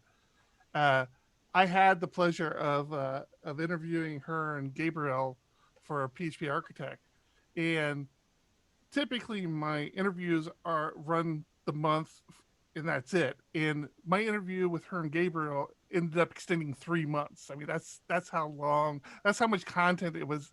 And it took me a lot to cut it down to a 3-month article. And honestly, all right, everybody subscribe to PHP Architect. Yeah, I'll drop that like 3 or 4 more times because you do get all the back issues when you subscribe, by the way, for free. But Jeremy, when you sent me the things you were going to pose to the panel, I actually thought, and I forgot to write it down. Now I feel bad. When you asked what I was excited about for PHP8, honestly, one of the things I'm most excited about after talking to Sara and Gabriel was Gabriel. I mean, Sara, I'm a fan of you, of course. But Gabriel is young, He's new to PHP. He's very new to PHP. You may be surprised to find out how new he is to PHP. He's young. He came in there. He became part of PHP core. He became a release manager, and in speaking with him, his passion, his excitement about PHP and coding resonated with me. I mean, it just resonated through him. And people like him, we need more Gabriels. We need like 10 times more Gabriels, because a lot of us are getting up there. It was so refreshing to see and speak to Gabriel and know that he's beginning his adventure in PHP and where he's at. He's an exciting person to talk to. If you ever have the opportunity, if you ever run into him at a conference, sit down and speak with Gabriel. Thank him for being a release manager for PHP8, first of all, but sit down and talk to him. He's a very exciting person to talk to, and I was very happy to meet him and know that he's part of this community now. Yeah, 100%. And I just want to double down on that. New people getting involved. You mentioned people would be surprised. Literally, Gabriel's only been using PHP for 4 years, not developing it, but he's only even been using it for 4 years. That's how new he is to it. And 100%, we welcome anyone who wants to get involved in this project, and particularly we will always need more people because, I don't know if you noticed during the intro round, every one of us called ourselves old. We all grew up in an era when cell phones did not exist, when the internet did not exist.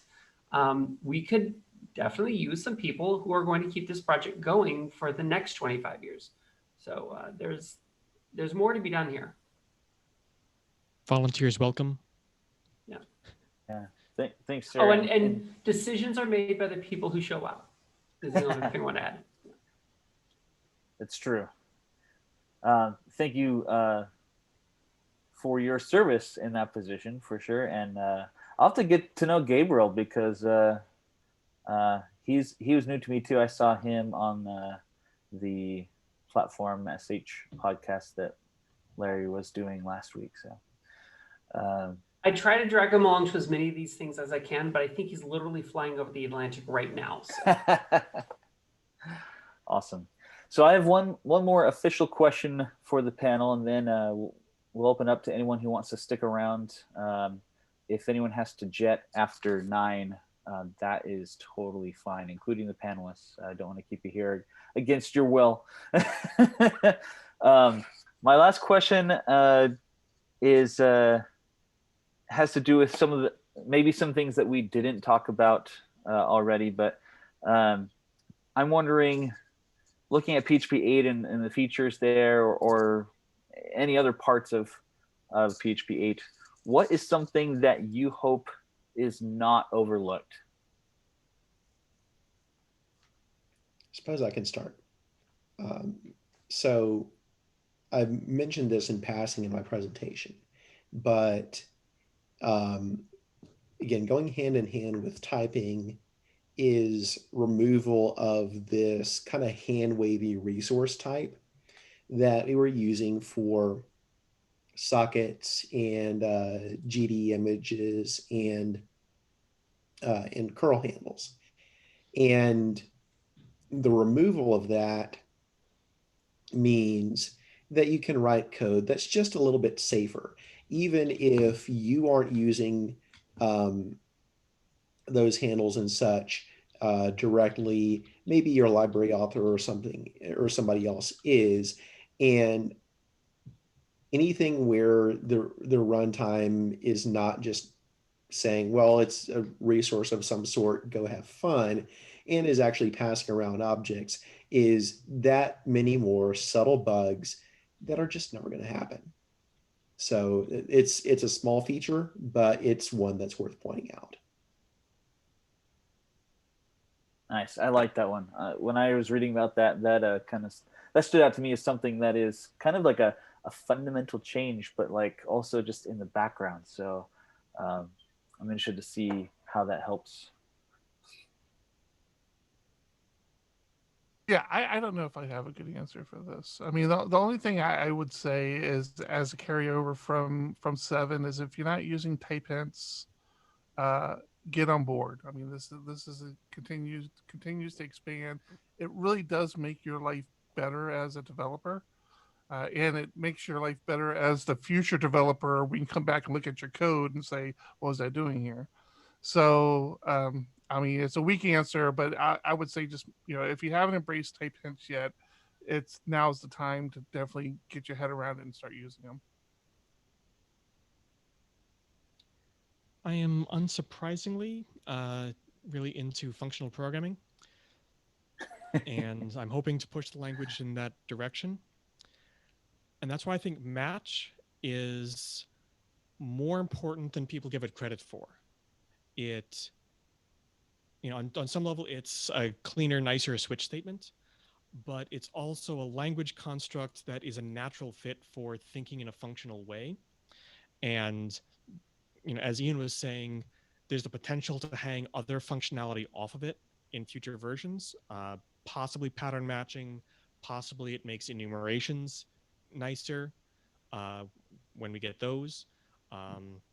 And it just encourages you to think in a more expression-oriented way rather than statement-oriented way. I'm a big fan of those little changes that have mindset shifts attached to them. And I think that one is going to, it has the potential to be a larger change in the way we write code than just, a nicer switch statement. I'm hoping it has that effect. I'm going to try and make sure it has that effect. But that's something that I would encourage people to think about, is thinking in terms of functional expressions rather than a series of statements executed one after the other. And that is exactly what match gives you. You say that, but I'm just picturing PHP as this constantly self-diverging language where you've got this OOP trend happening over here, and you have this FP trend happening over here, and they're just somehow coexisting. Which is part of why I love PHP, by the way. Because functional and object-oriented are not inherently at odds with each other unless you're doing OO wrong. If you're doing OO correctly, they are not it fits inherently very well with functional. Yes. Yeah. But they certainly encourage different patterns, I'll say. But to your question, Jeremy, I don't have anything sort of specific that I'm looking to. Honestly, as somebody who's been using PHP8 for almost a year now, I cannot wait for the rest of the community to catch up and see what they do with it, because I think most of the things in here are incremental quality of life improvements, to be sure, but there's only really, I think annotations might be the only truly game-changing thing in terms of how we think about a PHP application could change radically as a result of it. Everything else is really just quality of life, incremental improvements. Awesome. Well, it's about 9 o'clock, so I kind of want to officially close what we're doing, but we'll continue the discussion if you want to stick around. So just some quick housekeeping notes. A reminder again that next month in December we will not be having a meetup, and again, I want to thank the 4 of you for being here tonight. It's been really cool to have you here. I haven't seen any of you for a long time, so it was fun to talk to you again. Yeah, if anyone's sticking around, feel free to stick around. If you have to go, don't feel bad about leaving. That's totally questions cool. From the audience? Yes, that is now that the official stuff's over, the after party has begun, and we will now accept questions from anyone. I do have to go in the euphemistic sense, but I'll be right back. Sure. And if you want to use, depending on how big of a crowd we still have, if you want to use the hand raising tool, that's cool. Otherwise, if it's totally silent, just go ahead and jump in.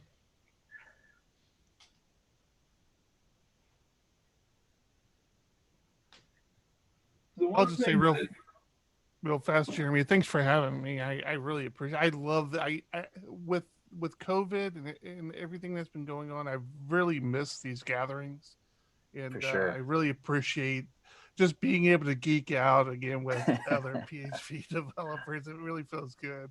Thanks for inviting me. Absolutely. I think Josh, were you about to say something? Yeah, I mean, I guess maybe Larry would have the most input on this, but we heavily use right now more or less structs. So ours are immutable.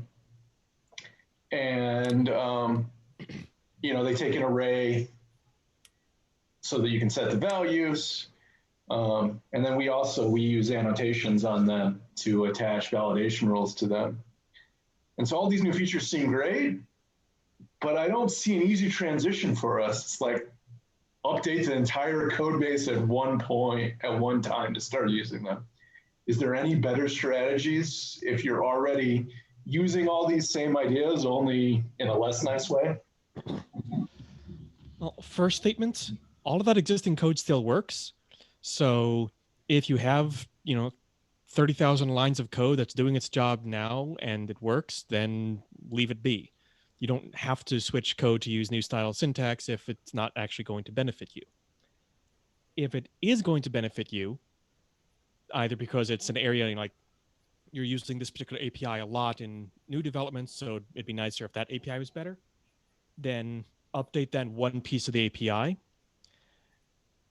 And it's like, I'd say, all right, this one particular value object is one that would totally benefit from named arguments. So we're going to make sure its arguments are named nicely and then just start using it in a named fashion.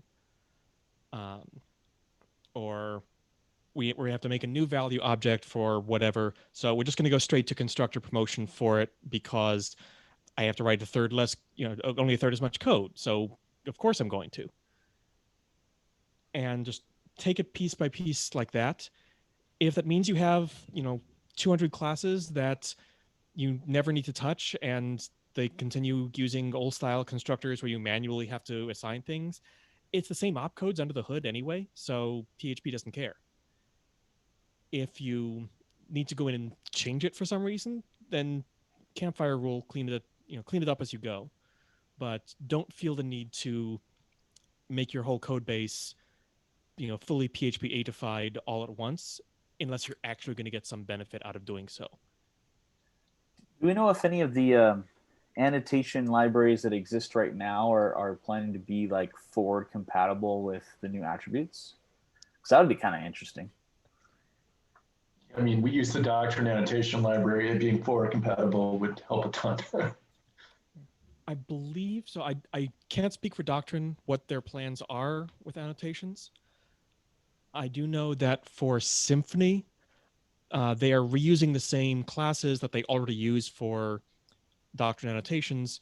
They're just turning them into attributes as well. One of the nice things about the way attributes were implemented is it's just a class, and you slap an attribute on it, and now it's an attribute class. And otherwise, it can do whatever you want. So its constructor can be 8 parameters long or 1 parameter long or no parameters long. It can have 50 additional methods or no additional methods. It's a really low touch API. So a lot of your Doctrine classes or your annotation classes, if you have them now, can probably move over to being attributes by putting a hash attribute on top of them, and great, now they're an attribute. You don't need to do anything else. That's my dream.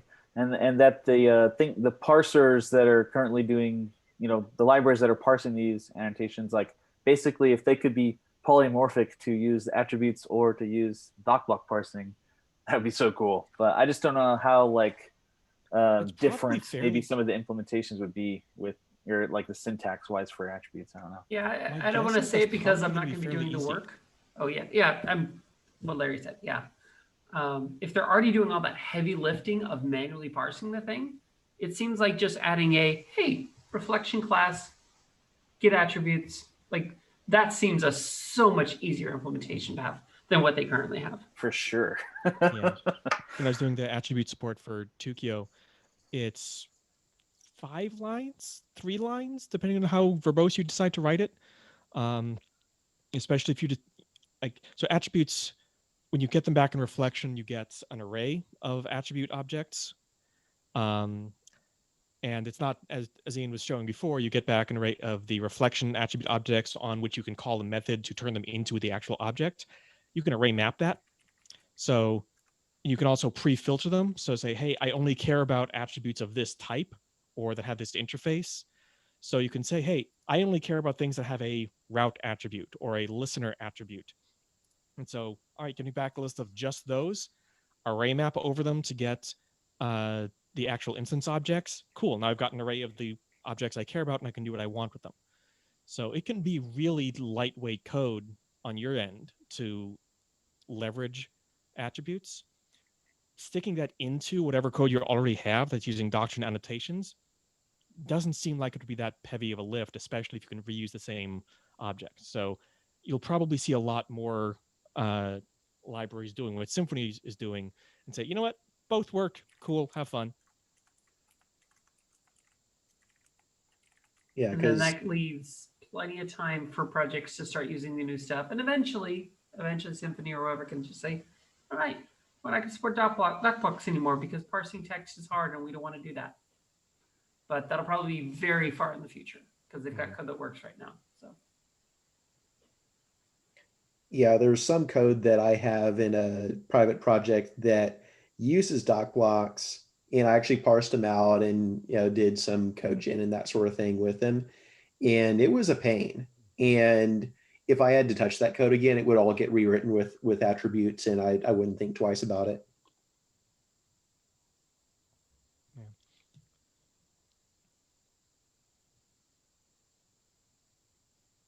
Josh, do you have any follow-ups, or is there anyone else that wanted to ask a question? No, I mean, my only follow-up is we can't actually use constructor promotion stuff. I wish we would have gotten C# style properties instead, but someday, man. we end up with all of our properties being in traits because they include validation metadata, and we want to be able to reuse them in multiple parts of the app. So our structs are actually 5 or 6 traits, and then maybe one unique thing for that case. And so the C# style solution would have been awesome, but we didn't get that. So we still have to manually write constructors. Sarah's pining for hack right now. Yeah. If with the C# style properties, you're talking about property accessors. Yeah. Yeah, that I don't think there's any significant. Let me start the sentence over. There's no real traction on it right now, but it does come up periodically as a possible thing we could do. And I don't think I there's think many eventually people who are PHP actually will just get every interesting feature from other languages, have them all. I think there's not that many people who are against having accessors. There are a few, but for the most part, I think it's an implementation question.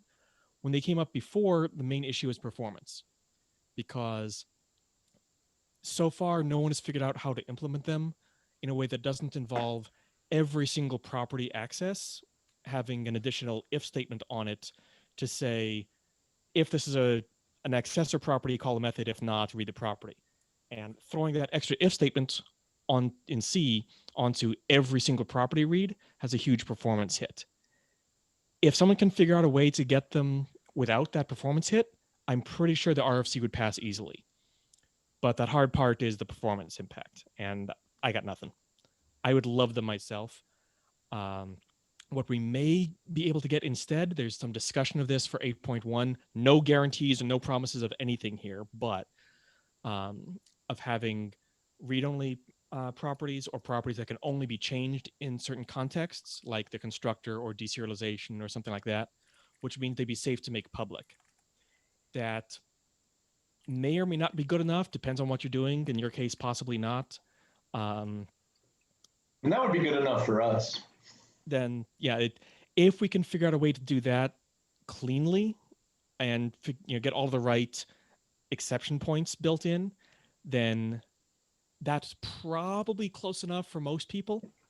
And then we could have, properties that are constructor promoted and then read only after that, so you can have them be public safely, and then the Ewoks dance and the squirrels sing and so on. Yeah, I mean, we actually really only are writing getters because we're doing immutable and then all the other options break everybody's IDEs. So we're literally writing getters to make IDEs happy because we can't just have read-only properties. So, you know. So here's the thing I'm gonna say just to cap off that discussion.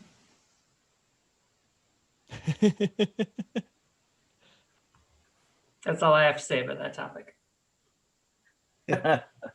Nice. Yeah. But I mean, this is, you know, that's kind of what I was saying in the chat earlier. Like, my dream is some of this is the JIT allows us to write relatively heavy PHP libraries that you use all over the time, and they're not a huge performance hit. But if it's not there for another however many years, then it's like, well, we're still dependent on core adding every feature for every different programming style, because, you know, it's like I want to use Chris's Twine library, but I mean, it would end up being 10, 20% of all CPU usage would be you doing the string processing. It would be used just thousands of times. Are you sure? I mean, I don't know what his string library looks like, but unless it's like making a ton of unnecessary copies, like yeah, I don't know. Maybe the overhead's low enough. It's okay. But you know, it's really hard to profile too, right? Because all the profilers are heavily. They think function calls are super, super expensive because of how the profilers work.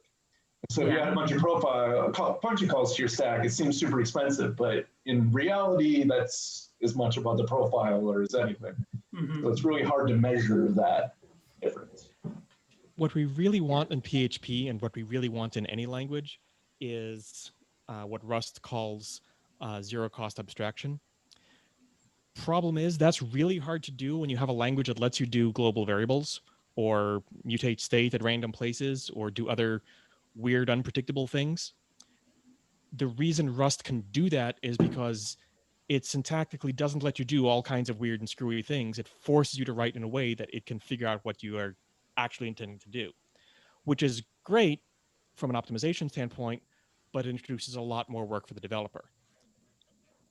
I don't know that PHP can ever do that level of engine level optimization simply because we let developers do all kinds of weird and screwy things. The question Flexibility comes with a cost. The question there is, while we're not going to get anywhere near to the level of a compiled language, there is precedent with, for example, HHVM's repo authoritative mode that you can basically turn that into potentially the default for more advanced, heavier constructs and say, look, these particular constructs, don't even bother using them unless you're willing to effectively have a compile step before you run. And your code will run just fine at other points, but don't expect it to run quickly. And that's that is kind of a halfway trade-off that you could end up with there. Yeah, I mean, I would love to see, and Sarah could tell me if this is a terrible idea that would never actually work because I don't actually know. But I would love to see, now that we have the preloader, can we do more aggressive optimization in code that's been preloaded, and say, the JIT can do more aggressive things. We can do, tail call recursion optimization only for preloaded code, or stuff like that. Maybe not. I have no idea, but that's a potential place that PHP could have that kind of, hey, this thing is heavy. It's going to be faster if you preload it because we can then take the extra 200 milliseconds at startup to optimize it once. I mean, that's where a lot of PHP's speedups over the years have come from, is moving things into that first load that aren't going to be repeated, so that on run we save more. And I'll say, yes, there are definitely more optimizations we can do to code, and particularly on preload, because we make the assumption that the server's coming up anyway. It's not like we're interrupting request time there. there are more aggressive things we can do there and will do there. Some of them will be in JIT land. Some of them will just be in plain old opcode land. We may actually restructure what a call looks like because we're like, well, we know this is actually better done the other way. In terms of preload, you can use what we call our function JIT, which as soon as the file is loaded, it's just going to do its best guess looking at it, and it'll JIT it into something. Not the best something, but something. And that can give you a little bit better bootstrap time just for that first initial jump in. But using the profiling and the tracing JITs, you're going to get code that actually ends up running better over time. But that's kind of a secondary thing to what you were talking about, optimizations. Yes, more optimizations.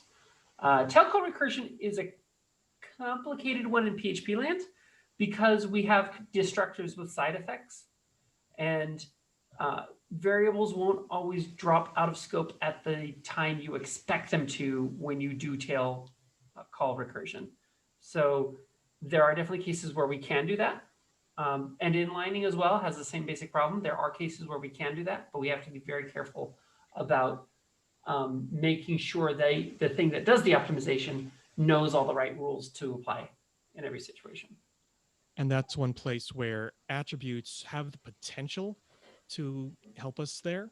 I know there's been some discussion of, internal attributes that could be added in the future.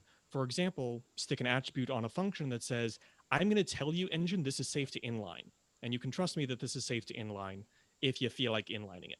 So I'm actually going to talk about C right now when I respond to that. And C has an inline keyword. And you can put it on a function definition and say, inline this. And the compiler will say, thank you very much for your suggestion. I might inline that. I might not.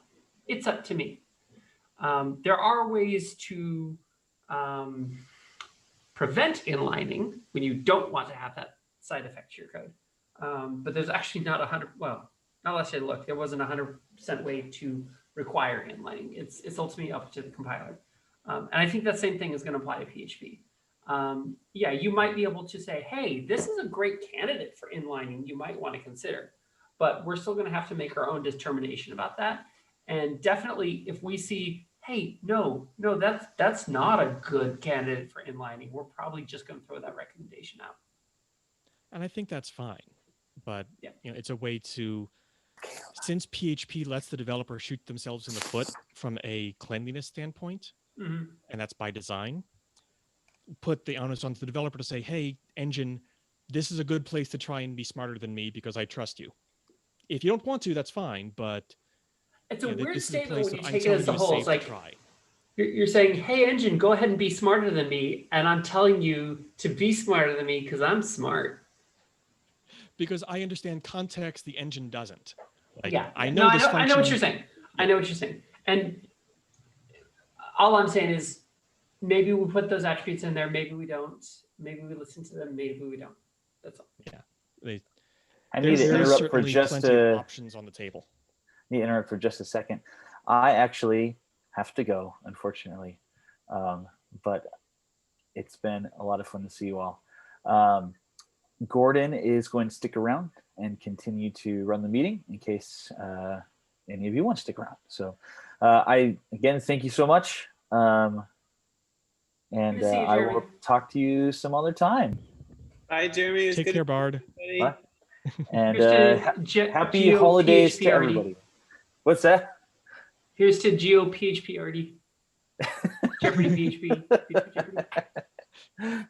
We can't actually see what you're drinking with the background replacement. The cup itself Have a good night. is just an 8-ounce measuring cup from my kitchen. I call it my shot glass.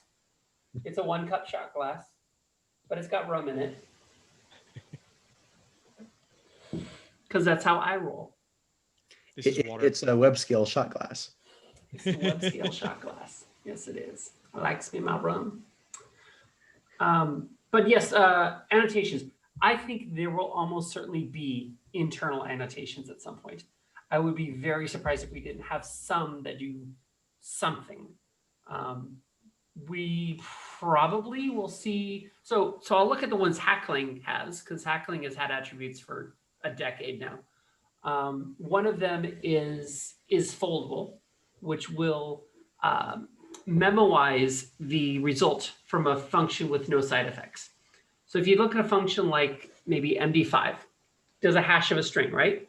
If you feed that a constant value, it's always going to give you that same constant value back. So maybe we add a little hint that says, hey, if you're calling this with constants, go ahead and do that at compile time and just fix that value in there.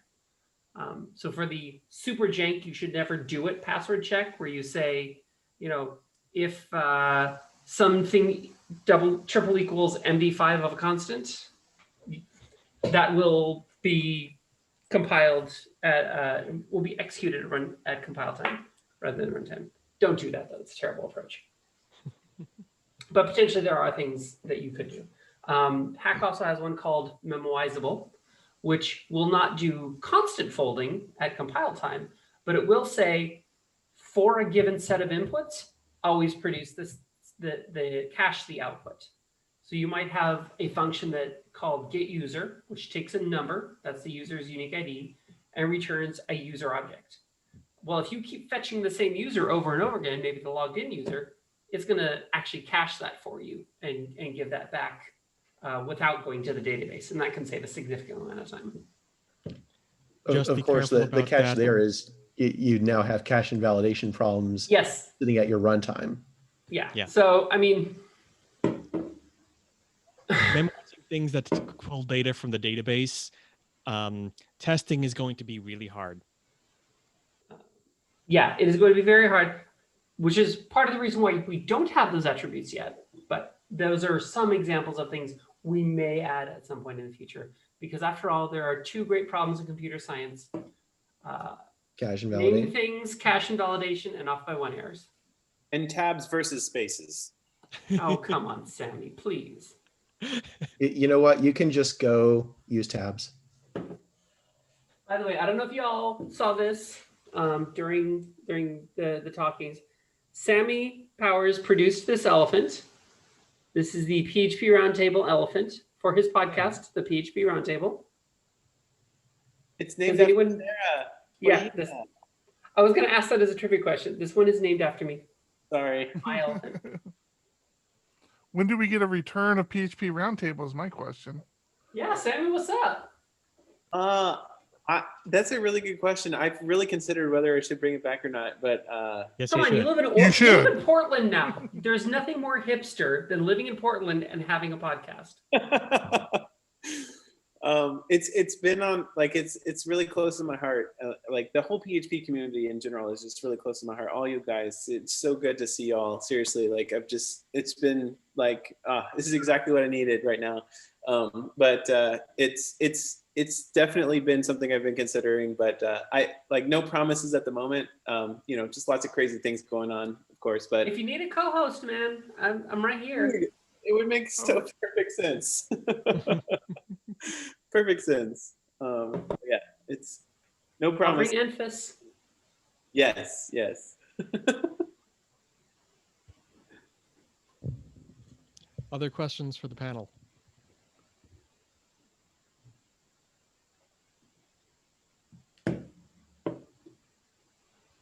Everybody here love PHP, right? Right, yeah. I mean, I feel like I have a love-hate relationship with every language I code in. I always have more things I want.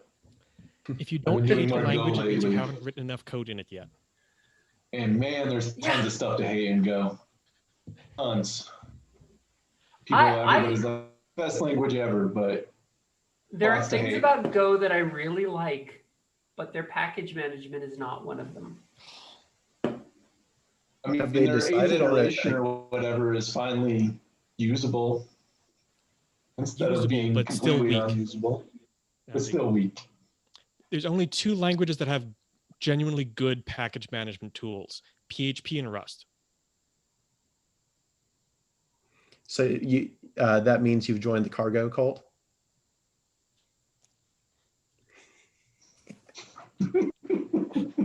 Eventually I'll get around to actually playing with Go, and then after that I'll get around to playing with Rust, and then I'll realize that I should have skipped Go and used Rust, but I have to come to that realization on my own. I'm disappointed Zoom does not have a thumbs down reaction because I really want to give that hard.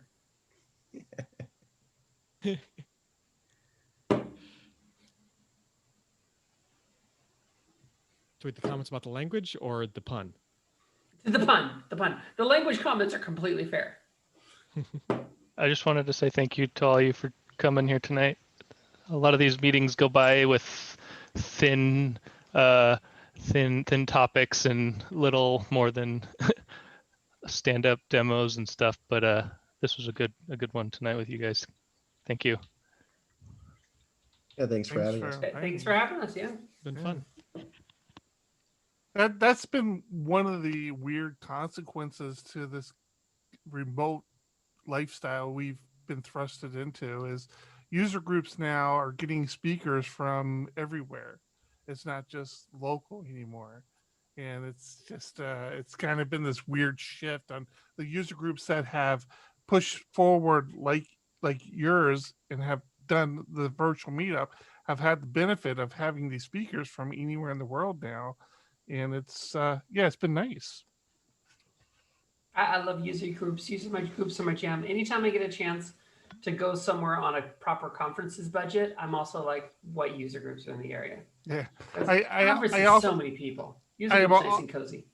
I always say that I'm pretty sure my family thinks I'm an AA or something, because whenever I travel, I look for a user group meetup when I'm there and I go off and they're like, hey, where are you going? It's like, oh no, there's a PHP user group, and they think it's code or something. It's like, oh, okay, well, a user group. Hello, everybody. My name's Larry, and I use PHP. It's been 100 days since my last script.